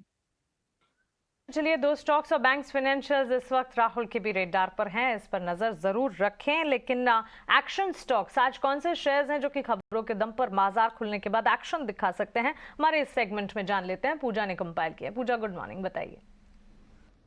जी, कल लैब्स पर नज़र रखिए क्योंकि यहाँ पर यूनिकैम लैब्स में 33% हिस्सा खरीद को मंजूरी मिल चुकी है। प्रमोटर से 3% प्रीमियम पर, यानी कि जो प्राइस तय हुआ है वो 440 रुपये प्रति शेयर हुआ है, तो 3% प्रीमियम पर ये जो हिस्सेदारी खरीद की मंजूरी मिल चुकी है और इसमें 805 करोड़ का जो ओपन ऑफर है वो शेयरधारकों के लिए आएगा।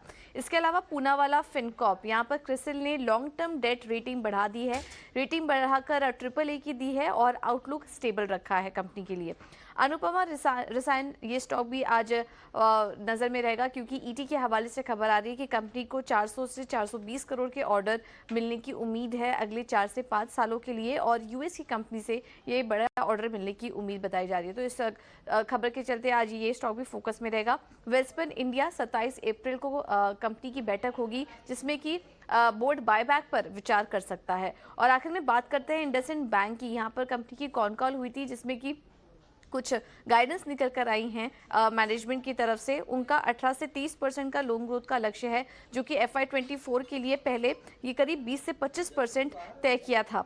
और इसके अलावा निम्स की बात करें तो 4.25 से 4.35% रहने का अनुमान है। जो ROA है वो 1.9% से 2.2% के बीच रह सकता है और इसके अलावा उनका ये भी कहना है कि अफोर्डेबल हाउसिंग से ग्रोथ को सपोर्ट मिलेगा। तो इंडसइंड बैंक आज फोकस में रहेगा काफ़ी सारी खबरों की वजह से और ये तमाम स्टॉक्स पर भी नजर रखिए। ठीक है, शुक्रिया पूजा। तो पूजा ने सारे के सारे वो स्टॉक्स कंपाइल कर दिए जो बाजार खुलने से पहले फोकस में है और बाजार खुलते ही इनमें आपको जबरदस्त एक्शन देखने को मिलेगा, बहुत चुन चुन के, क्योंकि स्टॉक्स की एक लंबी लिस्ट होती है और पूजा रोज ये काम करती हैं कि खास तौर से वो स्टॉक्स आइडेंटिफाई करती हैं, उनको अपने लिस्ट में शामिल करती हैं जहां पर एक्शन की पूरी उम्मीद रहती है। लेकिन राहुल, बाजार खुलने से पहले आपसे जरा ना एक बार इंडेक्स पर व्यू चाहेंगे।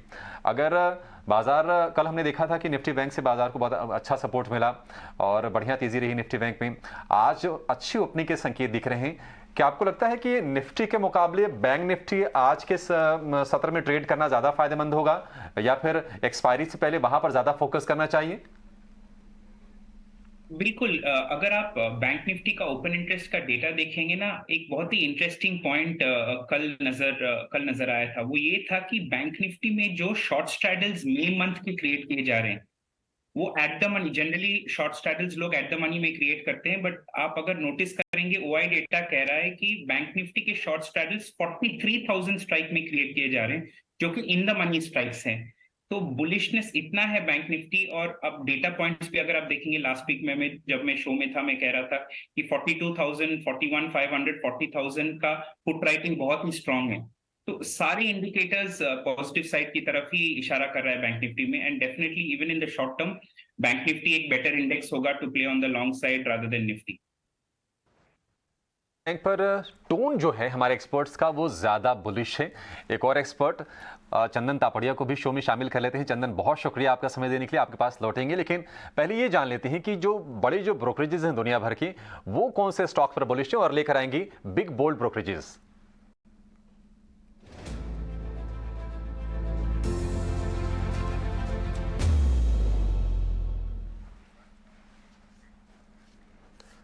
वामाक्षी हमारी सहयोगी हमारे साथ जुड़ गए हैं। वामाक्षी, बताइए कहां पर फोकस है ब्रोकरेज का, आप क्या सेलेक्ट करके लाई हैं आज? जी बिल्कुल, आज का बिग बोल्ड ब्रोकरेज है सन टीवी पर। यूबीएस की तरफ से रिपोर्ट आ रही है और उनका कहना है कि near medium term ad revenues likely soft रह सकते हैं। डिजिटल डिसरप्शन बढ़ता हुआ नजर आ रहा है और इनफैक्ट यूबीएस का कहना है कि कोई पॉजिटिव कैटलिस्ट नहीं नजर आ रहे हैं स्टॉक के लिए आगे चलते हुए। इसके अलावा lack of post earning calls और हाई मैनेजरियल रेम्यूनरेशन के चलते ये स्टॉक पर कुछ ओवरहैंग्स है। तो इसी के चलते यूबीएस ने सन टीवी पर अपनी रेटिंग को इनफैक्ट डाउनग्रेड किया है, खरीदारी की राय से न्यूट्रल की राय दी है और इनफैक्ट अपना टारगेट प्राइस भी घटाया है, 600 प्रति शेयर से 500 प्रति शेयर पर कर दिया है।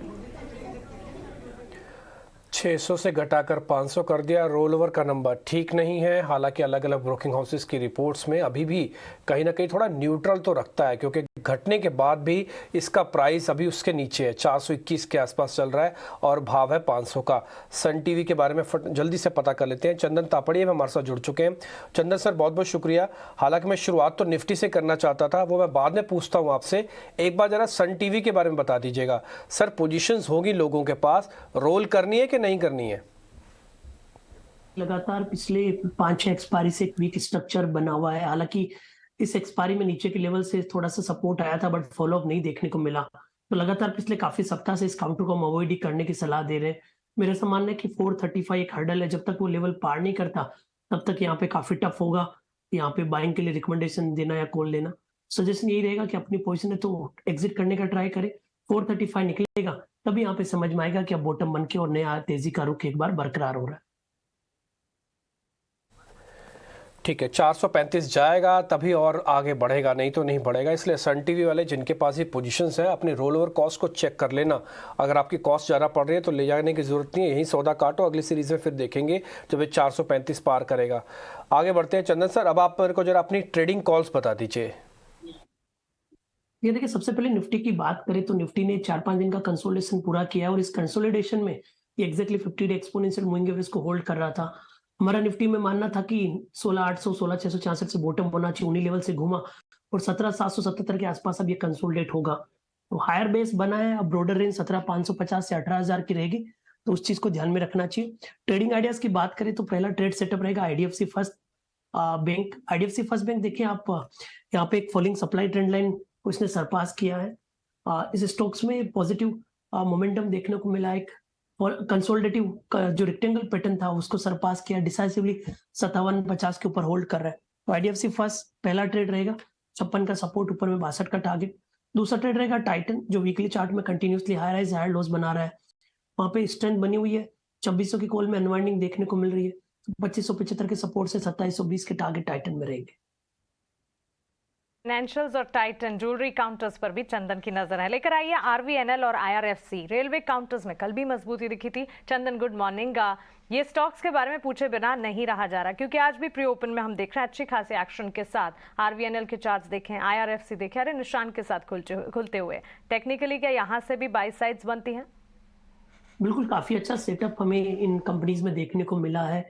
आप आरवीएनएल की बात करें तो 77, 60, 78 के ऊपर इसका ब्रेकआउट था जो 2 दिन पहले इसने दिया और उसके ऊपर डिसाइसिवली होल्ड कर रहा है।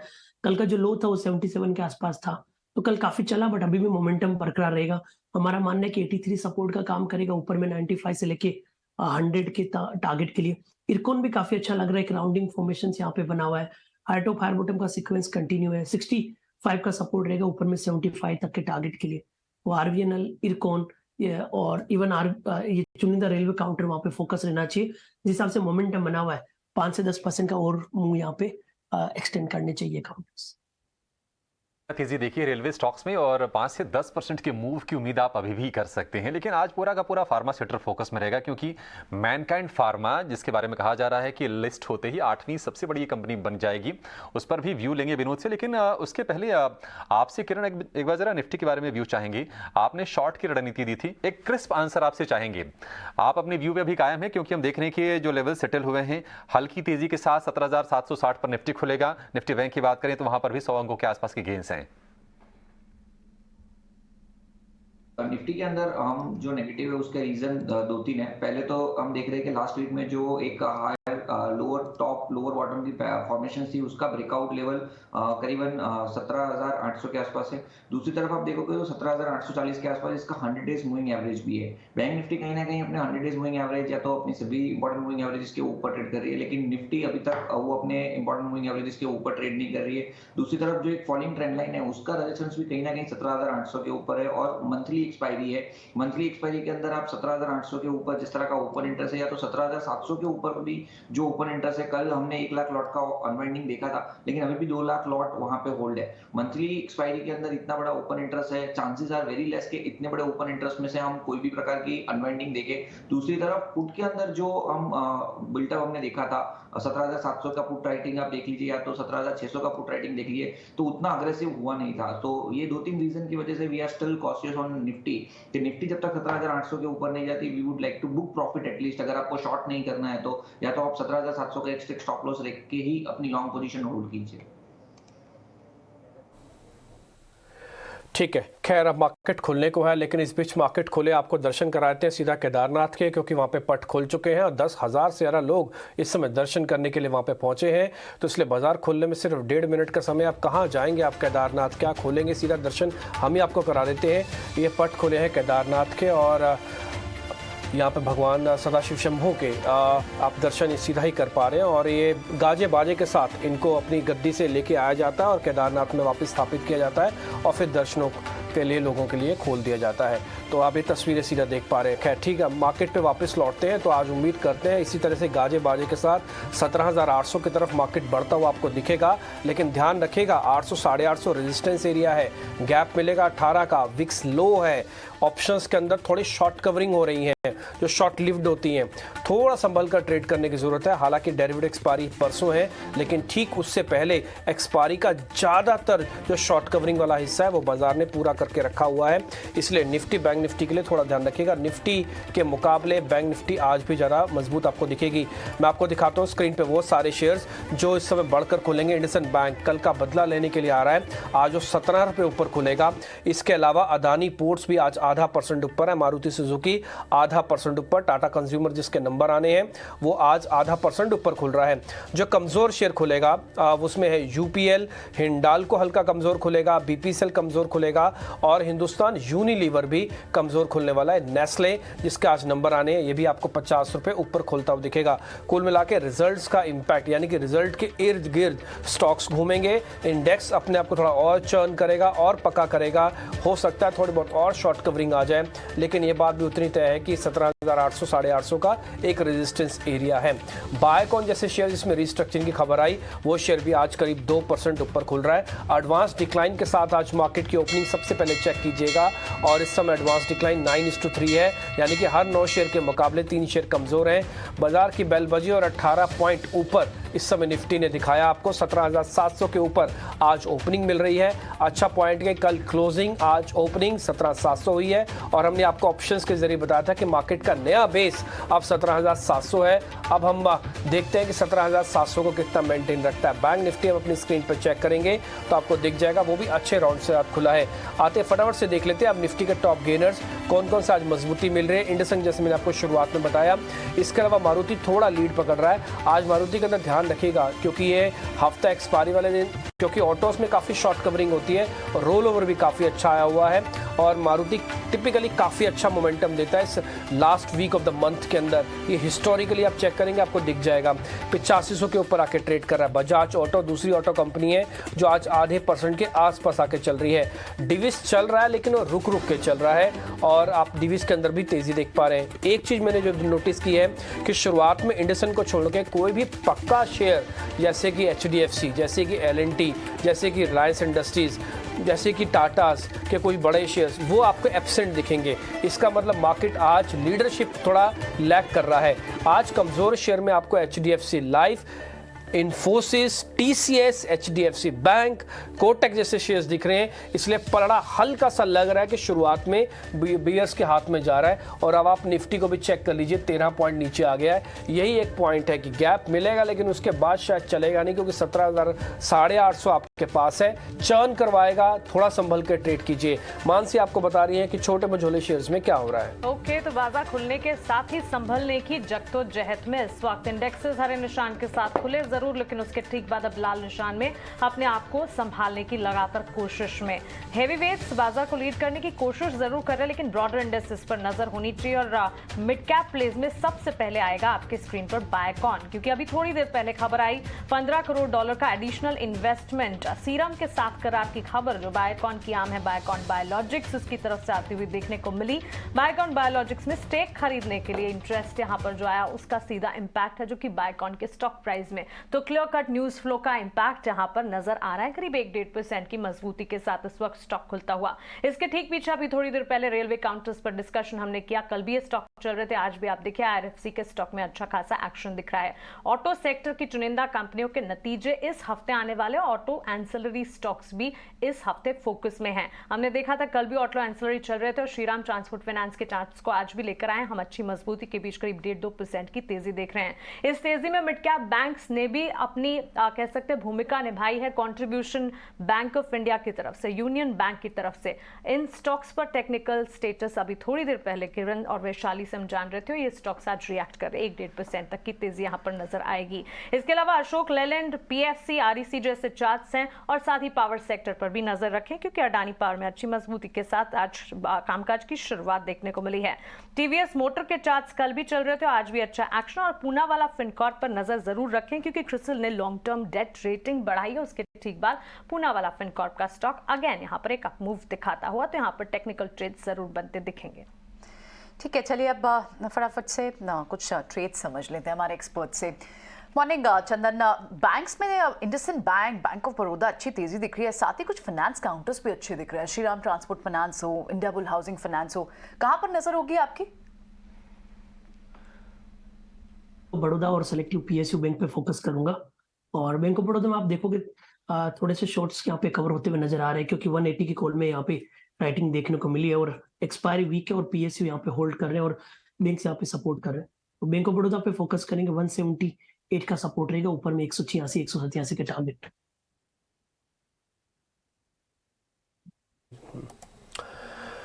खैर इस बीच अगर आप अपनी स्क्रीन पर देख पा रहे हैं, मैं दो शेयर आपको दिखाऊंगा। एक तो सीजी कंज्यूमर्स आपको शेयर दिखाऊंगा, करीब 9% के आसपास की गिरावट दिखा रहा है। इसमें आज एक खबर भी थी, वो खबर भी हम आपके लिए वापस लेके आएंगे। और साथ ही मैं आपको मैक्स का शेयर भी दिखाता हूं, मैक्स हेल्थ के, जिसमें ब्लॉक डील लगी है करीब 0.5% इक्विटीज की। हालांकि उसका प्राइस एक्शन अभी आना बाकी है, लेकिन डील का साइज बड़ा है, 54 करोड़ से ज़्यादा का है, इसलिए मैक्स के शेयर पर भी वॉलिडिटी रहेगी और सीजी कंज्यूमर्स पे भी। एक बार सीजी कंज्यूमर्स की खबर लेके आते हैं। इन बिटवीन आप एक बार जरा चेक कर लीजिए किरण, ये और कितना गिर सकता है। आई थिंक ये 10% गिरने के बाद सर्किट पे चला गया, एट द लोअर सर्किट है।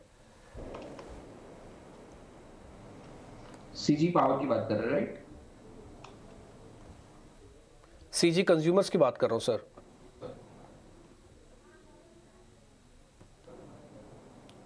₹264 का सीजी कंज्यूमर लिखेंगे मिल जाएगा सर आपको, ₹264 का भाव है। सीजी कंज्यूमर की अगर हम बात करें तो ओवरऑल एक फॉलिंग चैनल के अंदर ही ये ट्रेड कर रहा था। रिसेंटली हमने एक सपोर्ट इसमें देखा था 280 270 के आसपास, आज उसके भी नीचे गैप डाउन करके ट्रेड कर रहा है।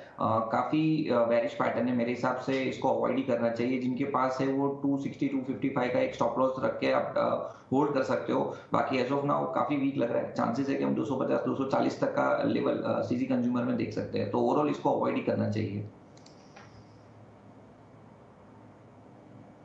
क्योंकि आज हम ले तो पाएंगे नहीं, लोअर सर्किट पे ही है, लेकिन मेरे को सिर्फ इतना चेक करना था कि ये शेयर और भी कमज़ोर हो सकता है। आपकी बात सुनकर मेरे को ऐसा लग रहा है कि ये शेयर और भी कमज़ोर हो सकता है, इसलिए 9% 10% शेयर टूटने पर जल्दबाजी ना कीजिएगा, ना ही एवरेज करने की, ना ही लुक्रेटिव शेयर है। देखिए जब भी कॉर्पोरेट रिस्ट्रक्चरिंग होती है, शेयर कहाँ तक डीप डाइव ले जाए पता नहीं चलता। आप 10% नीचे हैं, छोड़ दीजिएगा इस शेयर को, पहले सेटल हो जाने देते फिर आते हैं। मैक्स हेल्थ केयर, विनोद एक बार जरा आपका व्यू पॉइंट चाहिए। जो 0.5% इक्विटी ने हाथ बदला किया है, 50 लाख से ज्यादा शेयर है, ये मैक्स हेल्थ केयर के लिए अच्छा है कि बुरा है?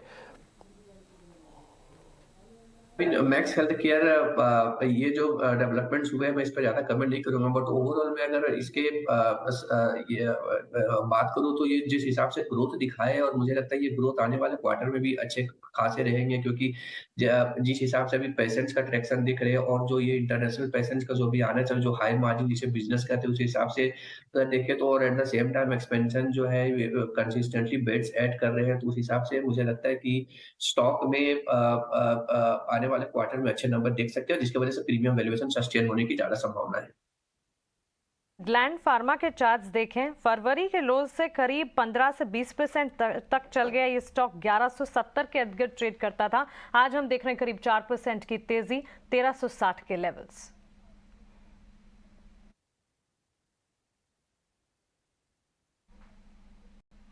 चंदन, ग्लैंड फार्मा के चार्ट्स पर आपकी राय? बिल्कुल, देखिए ग्लैंड फार्मा के चार्ट की देखिए तो सेलेक्टिव काउंटर है जो फार्मा के, वो कुछ दिनों से यहाँ पे मोमेंटम दिखा रहे हैं। ग्लैंड फार्मा में काफी उठापटक हुई थी, 4-5 दिन पहले इसमें एक बड़े स्विंग देखने को मिले थे, लगभग 1230 से लेके 1470-75, उसके बाद डिप हुआ और वापस बाइंग आ रहा है। तो वोलेटाइल नेचर जरूर है, बट यहाँ पे कहीं ना कहीं 1310 के आसपास के सपोर्ट है, 1310 के सपोर्ट से ऊपर में एक बार 1410 तक के स्विंग काउंटर बना सकते हैं। स्टार और साथ ही ऑटो एंसिलरी से जुड़ी कुछ कंपनियां, श्रीराम ट्रांसपोर्ट फाइनेंस पर भी एक नज़र होनी चाहिए। राहुल, आपकी राय दोनों स्टॉक्स पर जानना चाहेंगे। इस बीच 10 बजे हमारे साथ कोटक केएमसी के एमडी नीलेश शाह भी जुड़ने वाले हैं। उनसे बाजार पर और सेक्टर स्पेसिफिक उनका आउटलुक, उनका फंडामेंटल नजरिया हम समझेंगे। तो 10 बजे इस कॉन्वर्जेशन के लिए आप हमारे साथ बिल्कुल बने रहें। लेकिन राहुल, ऑटो एंसिलरी में सोनाकॉम स्टार और साथ ही Shriram Transport, in fact Balkrishna Industries, हम देख रहे हैं अच्छी मजबूती के बीच यहाँ पर ट्रेड्स नजर आ रहे हैं। तो श्रीराम फाइनेंस की अगर हम पहले बात करें तो श्रीराम फाइनेंस करंटली एक ग्राउंडिंग बेस बनाया है और ये बेस से ब्रेकआउट होने की कोशिश कर रहा है। करंट जो ब्रेकआउट का लेवल है वो actually exactly current market price है। जो प्राइस चल रहा है अभी 14-12 के आसपास, 14-14, 14-15 ये ब्रेकआउट, ये रेजिस्टेंस का पार्ट है। तो अगर 14-15 के ऊपर सस्टेन करता है और एक अच्छा बुलिश कैंडल बनाता है तो हम लॉन्ग साइड की तरफ श्रीराम फाइनेंस को ट्रेड कर सकते हैं। तब तक इस पे निवेश नहीं करने की सलाह हम देंगे। दूसरा स्टॉक आपने शायद बालकृष्ण इंडस्ट्रीज आपने कहा,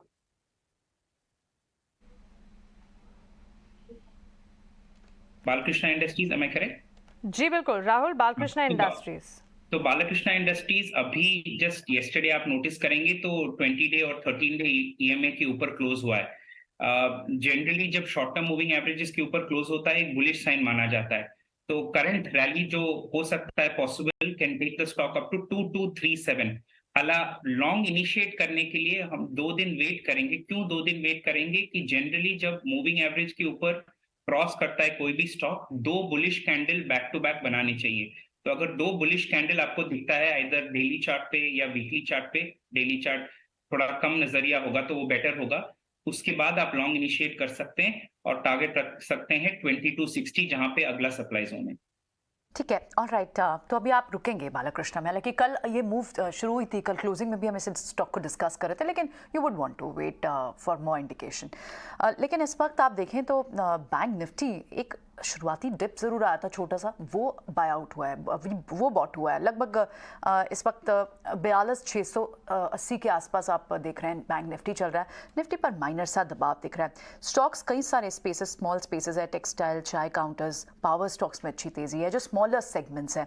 लेकिन फॉर श्योर आपको टायर स्टॉक्स में अच्छी मूव दिख रही है। बालकृष्ण को छोड़ के आप एमआरएफ को भी देखिए, इसमें भी अच्छी मूव है। क्या चंदन इस स्पेस पर नजर होनी चाहिए क्या आपको टायर स्टॉक में, क्योंकि कल अपोलो टायर पे भी अच्छा बिल्टअप दिख रहा था, आज एमआरएफ भी दिख रहा है। देखिए सिलेक्टिव टायर कंपनीज यहाँ पे अच्छा कर रहे हैं। ये एमआरएफ की बात करें तो यहाँ पे शुरुआती मिनटों में वाई एडिशन हुआ, हालांकि कंसोलिडेट हो रहा है, बट पिछले 4-5 दिन का प्राइस स्ट्रक्चर है वो पॉजिटिव बायस दिखा रहा है। तो मेरे हिसाब से यहाँ पे खरीदारी की सलाह रखेंगे। इमीडिएट लेवल की बात करें मेरे हिसाब से 86,500 सपोर्ट रहेगा, ऊपर में लगभग 88,500 से लेकर 89,000 की टारगेट बज आने हैं। और उससे पहले ही आप देख रहे हैं कि हालांकि YoY लगभग 19% के जंप की एक्सपेक्टेशन है मार्जिन्स में, और हीरो मोटर कॉप भी चल रहा है और बजाज ऑटो भी चल रहा है और टायर स्टॉक्स भी चल रहे हैं। एक बार यहाँ कोई ट्रेड बनता है नहीं, बजाज ऑटो पर आप ट्रेड लेंगे किरण नंबर्स से पहले? अगर हम बात करें तो इसमें डेली चार्ट के ऊपर क्लियरली एक inverted head and shoulder pattern breakout आया था 4000 के आसपास, और वहां से स्टॉक वन साइड अभी 4300 के आसपास ट्रेड कर रहा है रिजल्ट के आगे। और जिस तरह से इसके मोमेंटम इंडिकेटर ओवरबॉट जोन के अंदर है, मेरे हिसाब से थोड़ा वेट एंड वॉच कीजिए। रिजल्ट आने वाला है तो जनरली रिजल्ट के टाइम पे एक वॉलेटिलिटी आपको मिलेगी, और इस वॉलेटिलिटी में अगर आपको नीचे में कोई भी प्राइस मिलता है 4250 के आसपास, तो मेरे हिसाब से वहां पे बाय करना चाहिए, नहीं कि करंट मार्केट प्राइस है। सो आई वुड सजेस्ट कि थोड़ा वेट कीजिए फ्रेश खरीदारी के लिए। 4250 4300 के बीच में कोई ये 50 पॉइंट एक्यूमुलेशन जोन रहेगा, कोई भी डिप आता है आप लॉन्ग करके जाइए। ओवरऑल स्टॉप लॉस ऑफ 4200 के नीचे का रखिए, और जिस तरह के चार्ट पैटर्न है 4500 तक के टारगेट्स बजाज ऑटो में आने वाले 10 से 15 दिन में देख सकते हैं। तो करंट मार्केट प्राइस के ऊपर बाय तो नहीं, लेकिन डिप के अंदर डेफिनेटली हम बाय करेंगे। ठीक है, बजाज ऑटो पे ध्यान रखिएगा। ऑटो स्टॉक से हमने आपको बताया था ना कि लास्ट मंथ का जो वीक होता है, मंथ का वीक जो होगा लास्ट वाला, उसके अंदर काफ़ी अच्छे से मोमेंटम प्ले देते हैं। मारुति और बजाज ऑटो दोनों को चेक कर लीजिए, दोनों आपको अच्छे दिखेंगे। खैर आगे बढ़ते हैं। अब मानसी शुरुआत में एक वर्ड कह रही थी कि रुका ही नहीं जा रहा है रेलवे काउंटर से पूछने के लिए। मैं बोलूँगा कि ज़रूर पूछना चाहिए, और स्पेशली RVNL के बारे में पूछना चाहिए, क्या ये इन्वेस्टमेंट का स्टॉक अभी भी है? तो राहुल एक बार आप जरा चेक करेंगे RVNL। मान लीजिए मेरे से गलती हो गई, मैं नहीं देख पाया शेयर को चलते हुए, भूल गया, नहीं ले पाया, किसी की राह नहीं मानी, अपना दिमाग लगाता रहा, लेकिन अब मेरे को फिर से दिख रहा है RVNL। क्या मैं सेकंड राउंड की तेजी के लिए ले सकता हूं या मेरे से जो गलती हुई है उसका पश्चाताप ही है? राउंड ले सकते हैं। तो जनरली कोई भी स्टॉक अगर मोमेंटम ड्रिवन हो और अपसाइड की तरह जा रहा है तो एक हेल्थी साइन है, एक छोटा सा कंसोलिडेशन, जैसे निफ्टी में आपने अभी हाल ही में देख रहे हैं। तो इस स्टॉक में भी जब भी एक कंसोलिडेशन आएगा, एंट्री प्राइस 88 और 87 के बीच में आप रख सकते हैं। तो करंटली 91 पे चल रहा है, 88 और 87 के बीच में जब भी आपको कंसोलिडेशन देखने को मिले आप एंटर कर सकते हैं लॉन्ग। स्टॉप लॉस आप 84.70 रखिएगा और हायर टारगेट्स के लिए वेट कर सकते हैं। एक और बात, इसमें एक अच्छा राउंडिंग बॉटम डिमांड जोन भी फॉर्म हुआ है अराउंड 80। तो अगर थोड़े लंबे अजरिए के लिए कोई रखना चाहता है तो अराउंड 81 एक इन्वेस्टिंग के लिए बहुत ही बेहतरीन जोन है। बट अभी तो फिलहाल नहीं लग रहा है कि उतना नीचे करेक्शन आएगा, बट ये लेवल नोट करके रख सकते हैं। बजाज ग्रुप के तीनों share, Bajaj Auto, Bajaj Finserv, Bajaj Finance, इन तीनों में खरीदारी देखने को मिल रही है, इसलिए बजाज के शेयर्स एक्टिव रहेंगे। और कई बार हम आपको बता चुके हैं, अडानी अंबानी के बाद अगर मार्केट में किसी की सबसे अच्छी प्राइस से रिस्ट्रक्चरिंग हो रही है वो बजाज ग्रुप की हो रही है। और कई बार हमने बजाज कंज्यूमर्स, बजाज इलेक्ट्रिकल जैसे शेयर खबर गर्म वाले सेगमेंट में भी आपको बताए हैं। अब आप देखिए सारे के सारे बजाज शेयर आपको तेज दिखेंगे। एक और शेयर भी है जो आज लिस्ट में मेरे को बार बार दिख रहा है, जोमेटो। हालांकि मैंने गूगल पे जाके ये चेक किया कि कोई खबर तो नहीं है, पता लगा 1000 लोग उसको तो छोड़ रहे हैं जोमेटो को, लेकिन जोमेटो का शेयर है 6.5% ऊपर। विनोद, क्या हो रहा है जोमेटो पे?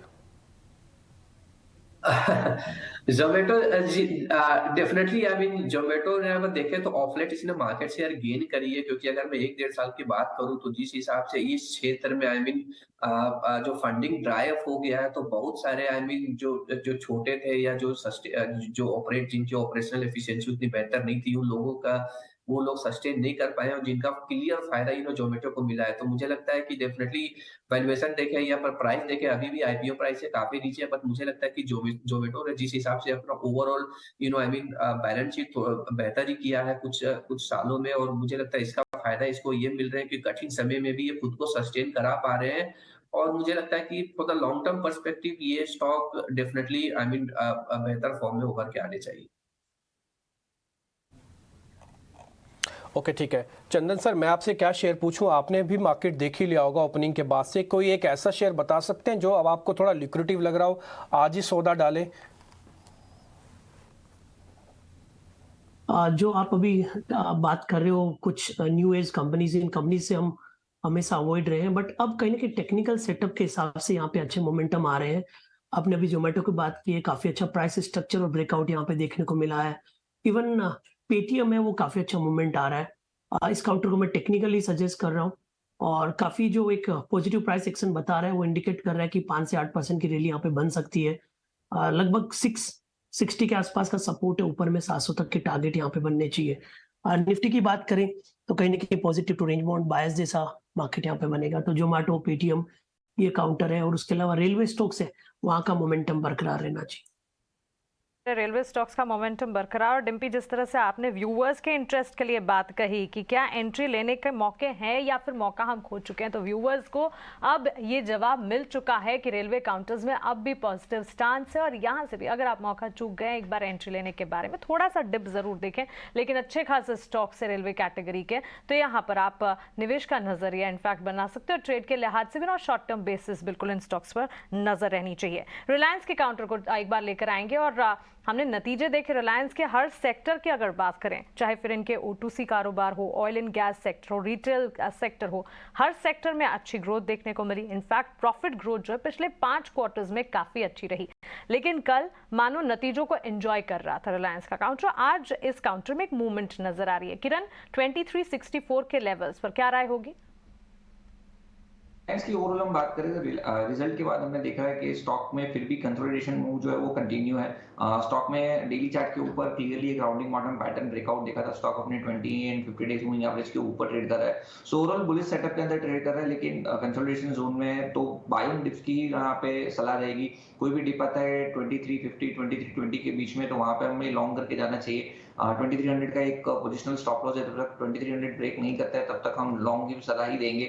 ऊपर में कहीं ना कहीं 2450 से 2460 के आसपास इसके टारगेट एक्सपेक्टेड है, जहां पे 100 days and 200 days moving average है। सो ओवरऑल स्ट्रॉन्ग पैटर्न है। कोई भी डिप आता है तो मेरे हिसाब से लॉन्ग करके जाना चाहिए। 2320 से 2340 की रेंज में स्टॉप लॉस रहेगा 2300 का। लेकिन खरीदारी गिरावट पर करने की रिलायंस पर आपको मिल रही है राय। बजाज फाइनेंस, जिसका अभी हमने जिक्र भी किया, बजाज ट्विंस की तरफ से इस वक्त कंट्रीब्यूशन और जो पॉजिटिव कंट्रीब्यूटर्स है इसमें इस वक्त फाइनेंशियल्स हैं, रिलायंस जैसा हैवी वेट है और साथ ही बैंकिंग प्लेस पर यहाँ पर डीप डाइव अप्रोच हमने फंडामेंटल के लिहाज से थोड़ी देर पहले विनोद से भी डिस्कस किया। अब चंदन आप बताइए, कैनरा बैंक एक बड़ी बैंक और जम्मू एंड कश्मीर बैंक, दोनों बैंक्स में अच्छा एक्शन है। आज शार्प अप मूव्स, आज बाजार खुलने के साथ ही करीब 2% की तेजी कैनरा बैंक में और जम्मू एंड कश्मीर बैंक के चार्ट्स भी लेकर आए 3% तक की तेजी। दोनों में से कौन से बैंक को चुनना चाहेंगे? एफएनओ के डेटा को देख के यहाँ पे केनरा बैंक पे फोकस करूंगा। केनरा बैंक और सिलेक्टिव पीएसयू यहाँ पे अच्छे लग रहे हैं, तो यहाँ पे मोमेंटम बरकरार रहना चाहिए। केनरा बैंक, एसबीआई इन सब में बाइंग इंटरेस्ट है। लगभग 298 का सपोर्ट है, 320 तक के लेवल यहाँ पे बनने चाहिए, तो केन बैंक यहाँ पे अच्छा लग रहा है। और जेएनके बैंक की भी बात करें तो वहाँ पे भी कंसोलिडेशन हुआ है। केन बैंक ज्यादा अच्छा लग रहा है क्योंकि वहाँ पे शॉर्ट कवरिंग का ट्रिगर भी है, बट केन बैंक भी ऊपर में 56 से 57 तक के टारगेट छू सकते हैं। जिन स्टॉक्स के बड़े हैवी वेट्स हैं, लगभग 17% की वेटेज वाले स्टॉक्स हैं जिनके नंबर्स आने हैं निफ्टी पर, उन सब में अच्छी मूव है। चाहे आप अल्ट्राटेक की बात करो, बजाज ऑटो की बात करो, इनके नंबर्स आने हैं। लेकिन एट द सेम टाइम कुछ काउंटर्स, एबी कैपिटल, इसको भी वॉच आउट करते हैं। लगभग 1.25% की तेजी है, कुछ बल्क भी लगे थे यहाँ पर। क्या एबी कैपिटल एक अपस्विंग के लिए तैयार है राहुल? यहाँ से आप प्लस करेंगे इस लेवल्स पर? बिल्कुल, एबी कैपिटल आज भी इंट्राडे मूव के लिए प्लस कर सकते हैं। Stock is making higher highs and higher lows, और अब देखेंगे तो एक डिमांड जोन था 158 से लेके 154 तक, वहीं से बाउंस ऊपर की तरफ जा रहा है। और ये स्टॉक का ऑल टाइम हाई 167.4, जो ज्यादा दूर नहीं है। We expect this stock to break all time high. एक और बात कहूंगा, बजाज फाइनेंस की बात हो रहा था थोड़ा देर पहले, तो बजाज फाइनेंस भी शॉर्ट टर्म के लिए बहुत अच्छा बाई लग रहा है। करंट प्राइस 6030 चल रहा है, एक डाउनवर्ड स्लोपिंग चैनल से ब्रेकआउट हुआ है, और वो ब्रेकआउट अगर सस्टेन होता है, आज का कैंडल अगर क्लोज होता है इन द पॉजिटिव सेंस जैसे दिख रहा है, तो शॉर्ट टर्म के लिए बहुत अच्छा होगा ये स्टॉक के लिए। नंबर्स आने हैं इस हफ्ते। ये स्टॉक मैं भी स्पॉट कर रही थी, डिम्पी ने डिस्कस किया और राहुल भी इसे बाय करने रिकमेंडेशन दे रहा है। इनफैक्ट सारे आप फाइनेंस काउंटर्स देंगे, हाउसिंग फाइनेंस काउंटर्स हो, इंडिया बुल जैसे, LIC हाउसिंग जैसे, शुरुआत में आपको श्रीराम ट्रांसपोर्ट व्हीकल फाइनेंसेस भी दिख रहे थे, तो वहाँ पर एक मूव तो अच्छी दिख रही है। एबी कैपिटल को भी हम डिस्कस कर रहे थे, और इनफैक्ट बजाज फाइनेंस में भी तेजी है। सो फाइनेंस काउंटर्स की स्ट्रेंथ है। लार्ज कैप बैंक्स में भी आपको कुछ पिछले कुछ मिनटों में बाइंग देखने को मिली है। लेकिन एक बार वेदांता को डिस्कस करते हैं। वेदांता में अच्छा एक लॉन्ग बिल्टअप तो बना हुआ है because of the recent news on the dues. क्या ये अच्छे गेन्स में भी कन्वर्ट होगा? किरण, वेदांता को लेंगे आप? सो ओवरऑल वेदांता की अगर हम बात करें तो 270 का 280 ये एक कंसोलिडेशन जोन था। प्रीवियसली हमने देखा था कि जब ब्रेकआउट लेड हुआ था 270 के आसपास, उसके बाद स्टॉक 330 तक गया था। सो वापस अपने प्रीवियस ब्रेकआउट का जो जोन है उसके बीच में कंसोलिडेट हो रहा है। ट्रिपल बॉटम ऑलरेडी हम देख रहे हैं 265 के आसपास, और वहाँ पे मल्टीपल बुलिश कैंडलस्टिक्स पैटर्न भी है। स्टॉक का मोमेंटम इंडिकेटर न्यूट्रल जोन में है, लेकिन लास्ट वीक में हमने देखा था कि जिस तरह से वॉल्यूम और हाई डिलीवरी मार्किंग हुआ था, मेरे हिसाब से लो रिस्क कॉल बन रहा है। यहाँ पे ट्रेड लेना चाहिए। 277 के आसपास ट्रेड कर रहा है। 265 का आप स्टॉप लॉस मेंटेन कीजिए, और जिस तरह के चार्ट पैटर्न है आप ऊपर में डेफिनेटली 295 300 तक के टारगेट एक्सपेक्ट कर सकते हो 10 से 15 दिन में। तो वेदांता 265 के स्टॉप लॉस से लॉन्ग करना चाहिए। ओके ठीक है, मेरे को सारे शेयर तेज़ी के नहीं पता करने। मेरे पास कुछ ऐसे शेयर्स भी हैं जहाँ पे वीकनेस भी दिखेगी, जैसे लॉरेस, जैसे इप्का, जैसे कि इन्फोसिस भी ज़्यादा अच्छा पार्टिसिपेट नहीं करता हुआ दिख रहा, क्योंकि शुरुआती डाटा उनमें बहुत अच्छे से नहीं बन रहा। लॉरेस लैब भी चेक करते हैं। लॉरेस लैब पे चंदन सर, एक बार आपका रिकमेंडेशन, ये शेयर थक गया है चलते चलते, एक बार शॉर्ट कर सकते हैं क्या? इप्का भी देखो 8.5% नीचे है, क्योंकि फार्मास्यूटिकल्स का ना रोल ओवर भी अच्छा नहीं जा रहा है, तो मेरे को थोड़ा इंटरेस्ट कम है। मेरे को ऐसा लगता है कि इस सीरीज़ को ख़त्म करने के बाद फिर चेक करेंगे ना नई सीरीज़ में क्या हो रहा है। एक बार सर लॉरेस को चेक करो आप। यहाँ पे जब भी बाउंस आता है सेल ऑफ में तब्दील हो जाता है, वीक स्ट्रक्चर है, शॉर्ट्स के रोल ओवर है, मेरे हिसाब से वीकनेस बरकरार रहेगी। 303 का हर्डल है, नीचे में 280 तक भी काउंटर फिसल सकता है, तो वीक स्ट्रक्चर है, वीक काउंटर का अवॉइड करने की सलाह रहेगी। सर बेचना है कि नहीं बेचना है, क्या अवॉइड कर दें? बिल्कुल नहीं, बिल्कुल बेचा जा सकता है मेरे हिसाब से। और यहाँ पे 280 के डाउन साइड के टारगेट के लिए बिकवाली की भी सलाह रह सकती है। फिर स्टॉप लॉस भी बताओ सर, अगर 280 का टारगेट बता रहे हो तो बिना स्टॉप लॉस के नहीं जाएगा। बिल्कुल बिल्कुल, स्टॉप लॉस स्ट्रिक्टली लगाने की सलाह रहेगी कोई भी ट्रेड करे तो यहाँ पे 302 का स्टॉप लॉस रहेगा 280 के टारगेट के लिए। 302 का स्टॉप लगाएं, 280 का टारगेट है। लॉरस लैब बेचा जा सकता है।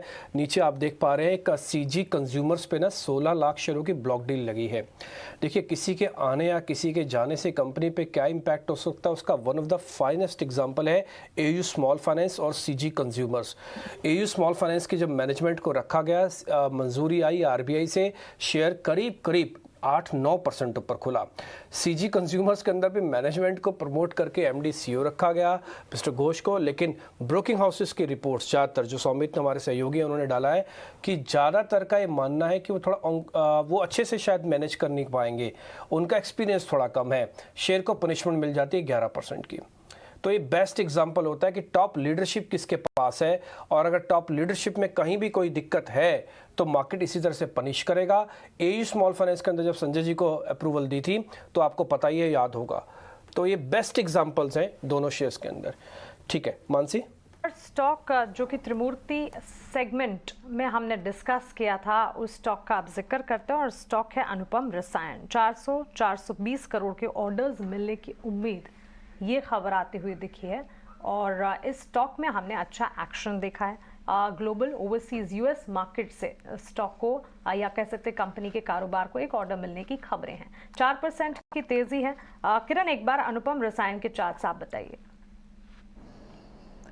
अनुपम रसायन की अगर हम बात करें तो डेली चार्ट के ऊपर ऑल टाइम हाई के आसपास ट्रेड कर रहा है। एक फ्लैग पैटर्न ब्रेकआउट हमने जो मॉर्निंग में डिस्कस किया था कि कहीं ना कहीं 1100 का लेवल अगर क्रॉस होता है तो चांसेस है 1200 तक के लेवल पे जा सकता है। तो जिनके पास है वो डेफिनेटली होल्ड रख सकते हैं। जो एक कंसोलिडेशन पैटर्न हम ब्रेकआउट देख रहे हैं, ओवरऑल मोमेंटम इंडिकेटर भी बुलिश जोन के अंदर है और इनफैक्ट ओवरबॉट जोन के अंदर है। सो करंट मार्केट प्राइस है तो वी वुड सजेस्ट कि थोड़ा वेट एंड वॉच कीजिए। कोई भी डिप आता है अगर नीचे में 1050 तक तो वहां पे लॉन्ग कीजिए। ओवरऑल स्टॉप लॉस हमें मेंटेन करना है, वो 1000 का मेंटेन करना है। और जिस तरह के चार्ट पैटर्न है, इनिशियल लेवल पे हम 1200-1250 तक के लेवल डेफिनेटली अनुपम रसायन में आ सकते हैं। तो बाय ऑन डिप्स की सलाह रहेगी 1000 के स्टॉप लॉस के साथ।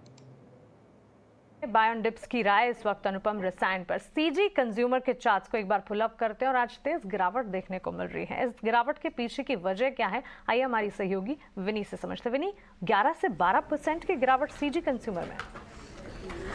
एब्सोल्युटली मानसी, 11 से 12% की गिरावट, और ये आ रही है क्योंकि मैनेजमेंट के रीजेक और चेंज की वजह से।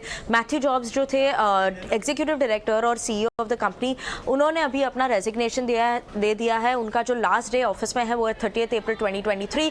1 मई 2023 से अभी प्रमित घोष अपॉइंट हो जाएंगे नए एमडी और सीईओ की तरह। इवन शांतनु घोसला जो है वो रिजाइन कर चुके हैं अपने एमडी पोस्ट से, और वो एलिवेट हो चुके हैं और अब बन जाएंगे एग्जीक्यूटिव वाइस चेयरमैन, और ये पोजीशन पे रहेंगे 30 अप्रैल 2024। तो ये 3 नाम आ रहे हैं। अभी प्रमित घोष जो नए एमडी और सीईओ है उनकी बात करते हैं, क्योंकि क्या है उनका जो एक्सपीरियंस आ रहा है वो लास्ट इन्वेस्टमेंट बैंकर की तरह के काम कर रहे थे। उन्होंने बोर्ड ऑफ डायरेक्टर्स, काफ़ी सारे अदर कंपनीज में भी उनका डेजिग्नेशन था बोर्ड ऑफ डायरेक्टर्स की तरह से।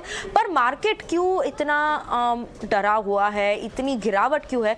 क्योंकि मार्केट के लिए एक जो डर है उनके मन में कि प्रमित घोष लैक कर रहा है एक्सपीरियंस जो है मैनेजिंग और लीडिंग कंज्यूमर इलेक्ट्रिकल कंपनीज के लिए। तो इंपॉर्टेंट होगा ट्रैक करने के लिए कि प्रमित घोष कैसे सेटल होते हैं नए रोल में, नए लेवल मिड लेवल मैनेजमेंट में। वो एनी चेंजेस का वहाँ पे भी कोई चेंजेस हो रहे हैं, उनकी स्ट्रैटेजी क्या है आगे जाते हुए, क्या कंपनी किस तरह से फोकस करेगा और बूस्ट करेगा अपनी टॉप लाइन ग्रोथ के लिए भी।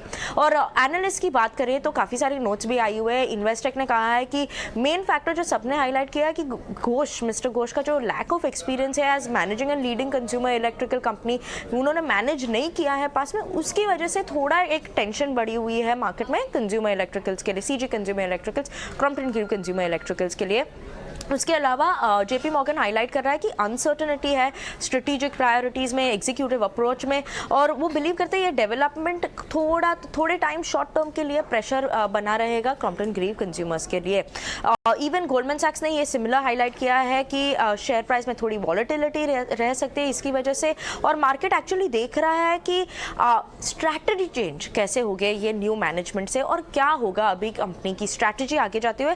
तो ये एक इम्पॉर्टेंट फैक्टर है जो हम लोग भी वॉच आउट करेंगे। आज तो स्टॉक 11-12% गिर गया है। कोई क्वेश्चन कौन ले रहा है? तो मैनेजमेंट चेंज की बात हो रही है। मिस्टर प्रमित घोष को अपॉइंट किया गया है 5 साल के लिए, और जिसको लेकर आज बाजार थोड़ा जुटरी। करियो ना थी। शुक्रिया विनी, ये सारे अपडेट के लिए, ये सारी इंपॉर्टेंट अपडेट हमें समझाने के लिए। घोष हालांकि एक इन्वेस्टमेंट बैंकर रहे हैं और डीमर्जर और बाद में जो प्रमोटर का स्टेक खरीदा उस एडवेंट और तेमसेक से, उससे क्लोजली इंगेज रहे हैं कंपनी के साथ। लेकिन स्ट्रीट के कुछ कंसर्न्स है जिसको देखते हुए आप आज स्टॉक पर दबाव देख रहे हैं। लेकिन एक और स्पेस है जिसमें स्ट्रीट का काफ़ी इंटरेस्ट है, मैनकाइंड फार्मा। ये आईपीओ खुल रहा है। हमारे साथ इस वक्त मैनकाइंड फार्मा के मैनेजमेंट बने हुए वाइस चेयरमैन और एमडी मिस्टर राजीव जुनेजा। आइए उनसे बात करते हैं। कुछ बड़े कंसर्न स्ट्रीट के भी हैं, वो एड्रेस करने की कोशिश करेंगे। मिस्टर जुनेजा, बहुत बहुत स्वागत है आपका 18 आवर्स स्वदेश पे, वेलकम।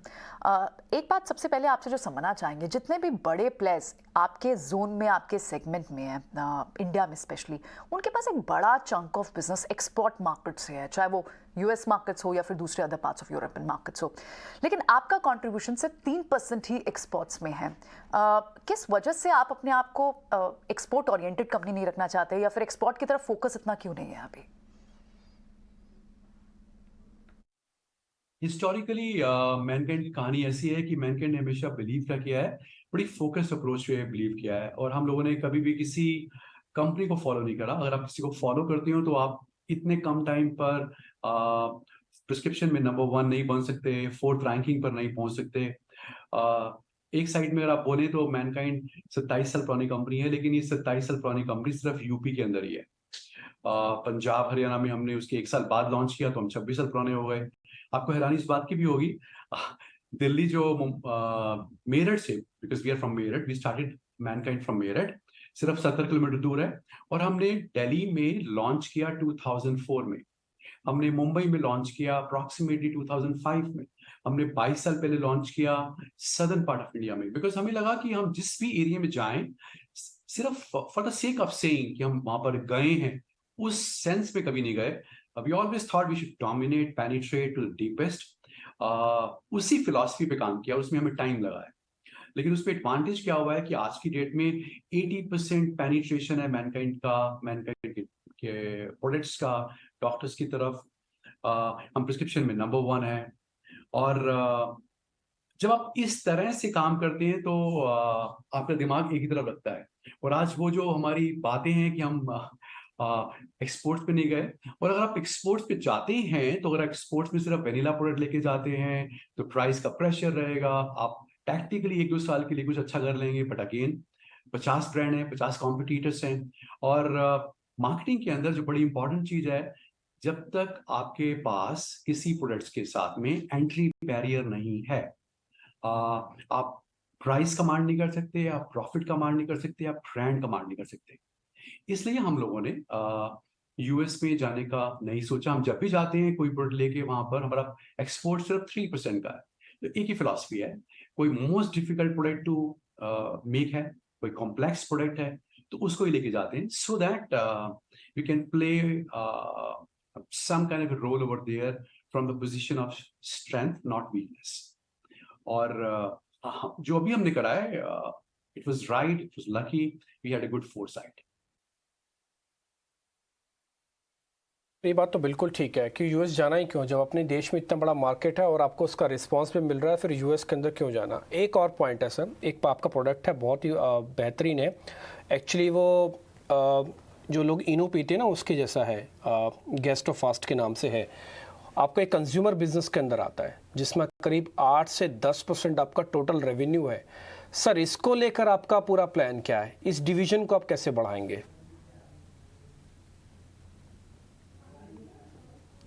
जब हमने कंपनी को स्टार्ट किया था तो हमारा पहले साल में हमारा टर्नओवर था अप्रॉक्सीमेटली 5 करोड़ रुपए, और दूसरे साल में हो गया था 10 करोड़ रुपए। उसके बाद से एक थॉट दिमाग में आई थी कि क्या जो सेल हम करते हैं 1 साल के अंदर, हम 1 महीने में कर सकते हैं कि नहीं कर सकते। उसी फिलॉसफी पे हमने काम किया है। तो 95 में हमने 5 करोड़ करा, 2000 में हमने करा 50 करोड़, 2007 में हमने करा 500 करोड़ रुपए। उसके बावजूद भी हमें ऐसा कहते थे कि you are from small city और small company, you sell affordable medicines और rather cheap medicines, so we wanted to give a answer to our competitors. और वो कैसे दे सकते हैं हम लोग? वो हम टीवी पे आके दे सकते हैं, लेकिन ऐसे तो नहीं बोल सकते कि आप गलत बोल रहे हैं। तब हमने कंज्यूमर डिवीजन को लॉन्च किया। उसका एडवांटेज क्या है कि जब भी आपका मैनफोर्स का या प्रागा न्यूज का एड चलता है तो उसके बाद में मैनकाइंड का ब्रांड का लोगो चलता है। It was our message to everybody that Mankind is not a small company. With this thought, keeping this intangible benefit in mind, we started consumer division. लेकिन उसका बाई प्रोडक्ट क्या है कि आज की डेट में मैनफोर्स कॉन्डोम्स जो है नंबर 1 ब्रांड है। सिर्फ नंबर 1 ही नहीं है, वो 30% मार्केट शेयर लेता है। और आप नेक्स्ट हमारा स्टेप क्या है कि उसको हम प्रीमियमाइज कर रहे हैं so that we can draw more profitability premium category में जाके। हमारा दूसरा ब्रांड आता है इसके अंदर प्रागा न्यूज, वो भी नंबर 1 है, प्रेगनेंसी कार्ड, उसमें 80% मार्केट शेयर है। जब कोई सुनता है कि अच्छा आप तो 80% मार्केट शेयर है तो आप क्या करेंगे, आपको हैरानी होगी, इससे कहीं गुना ज्यादा हमारे ब्रांड से कहीं गुना ज्यादा डिफरेंट अनब्रांडेड अनऑर्गेनाइज्ड कैटेगरी के बिकते हैं। तो हमें लगता है कि वहां पर भी हम बहुत पेनिट्रेट कर सकते हैं। Prega News can become a mega brand much bigger than what it is right now. तीसरा ब्रांड हमारा आता है अनवांटेड 72, वो इमरजेंसी कॉन्ट्रासेप्टिव पिल्स हैं और उसमें हमारा मार्केट शेयर है 62%। एक हमारा आता है इसके अंदर एक्ने स्टार, वो भी नंबर 2 है। आप कहीं पर भी देखते हैं तो आप एक चीज देखेंगे, लीडरशिप की बात चलती है। फिलॉसफी मैनकाइंड की क्या रही है? Only for leadership. Prescription wise Mankind as a whole in India is number 1 कंपनी। Revenue wise we are 4th largest company. इसका मतलब क्या है? प्रिस्क्रिप्शन जिस कंपनी का मैक्सिमम होता है उसकी सेल भी मैक्सिमम होनी चाहिए। क्योंकि हम अपने प्रोडक्ट्स अफोर्डेबल प्राइस पर बेचते हैं, इसलिए 4th लार्जेस्ट है। इसी फिलॉसफी पे काम कर रहे हैं एंड गोइंग फॉरवर्ड हमारा फोकस रहेगा क्रॉनिक की साइड में और कंज्यूमर साइड में। राइट मिस्टर जुनेजा, थोड़ी सी और क्लैरिटी आपसे चाहेंगे क्योंकि इन्वेस्टर कम्युनिटी बहुत कीन है कुछ और क्वेश्चंस के लिए।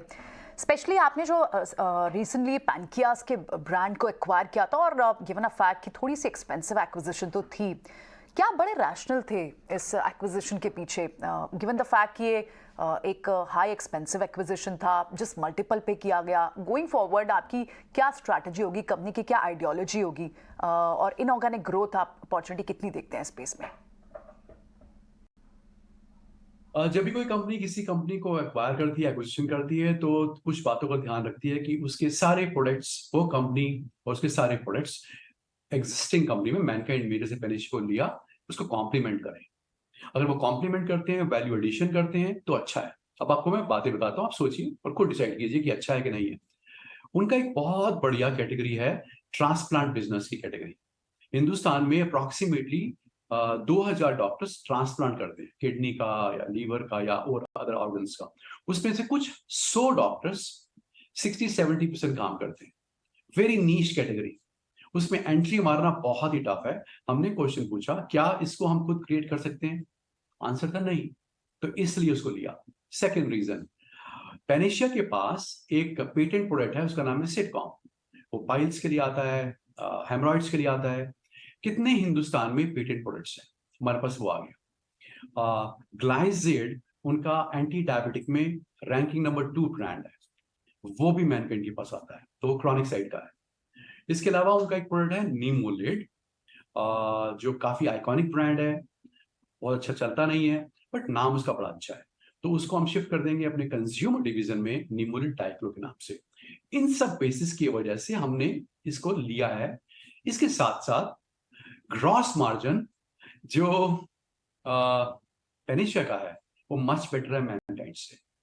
और जैसे ही ये स्लोली एंड ग्रेजुअली इनके प्रोडक्ट्स हम अपनी फैक्ट्रीज में शिफ्ट कर रहे हैं, ग्रॉस मार्जिन फर्दर बढ़ जाएगा।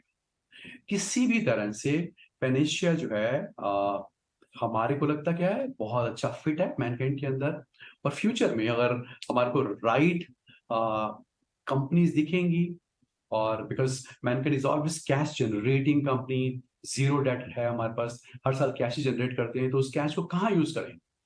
प्रॉपर M&A के अंदर अगर राइट अपॉर्चुनिटी आएगी, राइट प्राइस पर आएगा तो जरूर करेंगे उसको। ठीक है, तो ये मैनकाइंड की मैनेजमेंट थी। राजीव सर बहुत बहुत शुक्रिया, थैंक यू वेरी मच, आज आपने समय दिया, अच्छा लगा आपसे बातचीत करके। आपके IPO खुलने की बहुत बहुत बधाई। हम उम्मीद करते हैं अच्छे से सक्सेसफुल हो आपका IPO, और जैसे आपने आत्मनिर्भर भारत रखा है अपनी कंपनी को, देसी बना के रखा है, ऐसे उम्मीद करते हैं आप अच्छे से ग्रो करेंगे इंडिया के अंदर। बहुत शुक्रिया sir, thank you very much.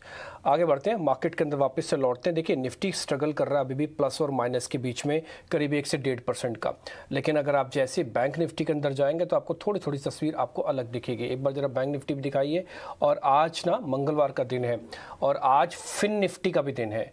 आज अभी आप जो बार बार भी हम फाइनेंशियल काउंटर्स आपको बार बार बता रहे थे ना कि HDFC फाइनेंस ऊपर, बजाज फाइनेंस ऊपर, फिनसर्व ऊपर, ये फिन निफ्टी की आज वीकली एक्सपायरी है, तो आज इनकी ऑप्शंस काफ़ी एक्टिव रहेंगी। अपने वित्तीय सलाहकारों से पूछ लीजिएगा, अगर उनको कोई ट्रेड मिलता हो तो आपको बता देंगे। आगे बढ़ते हैं, अब जरा स्टॉक्स पे आ जाते हैं। अभी ना CG कंज्यूमर्स था करीब 11% नीचे। अगर इसका पीयर चेक करेंगे ना तो बजाज इलेक्ट्रिकल्स इसका बिल्कुल पीयर है, क्रॉम्पटन ग्रीव्स कंज्यूमर और इलेक्ट्रिकल बिजनेस का। तो क्या बजाज इलेक्ट्रिकल्स को खरीदा जा सकता है क्या? एक बार चेक करेंगे आप राहुल, बजाज इलेक्ट्रिकल्स। तो बजाज इलेक्ट्रिकल्स फिलहाल तो अभी बाय लेवल पे नहीं आया है। एक डाउनवर्ड स्लोपिंग चैनल है वीकली चार्ट पे, और वो स्लोपिंग चैनल से अभी भी ऊपर उठ रहा है, बट ब्रेकआउट नहीं दिया है। दूसरी बात आप देखेंगे तो एक इन्वर्टेड हेड एंड शोल्डर बनाने की कोशिश कर रहा है, वो भी अभी तक सक्सेसफुल नहीं हो रहा है। और लॉन्ग विक कैंडल्स। ओके ठीक है, तो बजाज इलेक्ट्रिकल्स अभी बाय का सिग्नल नहीं आया। सर आपकी आवाज़ थोड़ी कट के आ रही है, मैं मोटा मोटी बात समझ गया कि बजाज इलेक्ट्रिकल्स के अंदर अभी बाय का सिग्नल नहीं आया।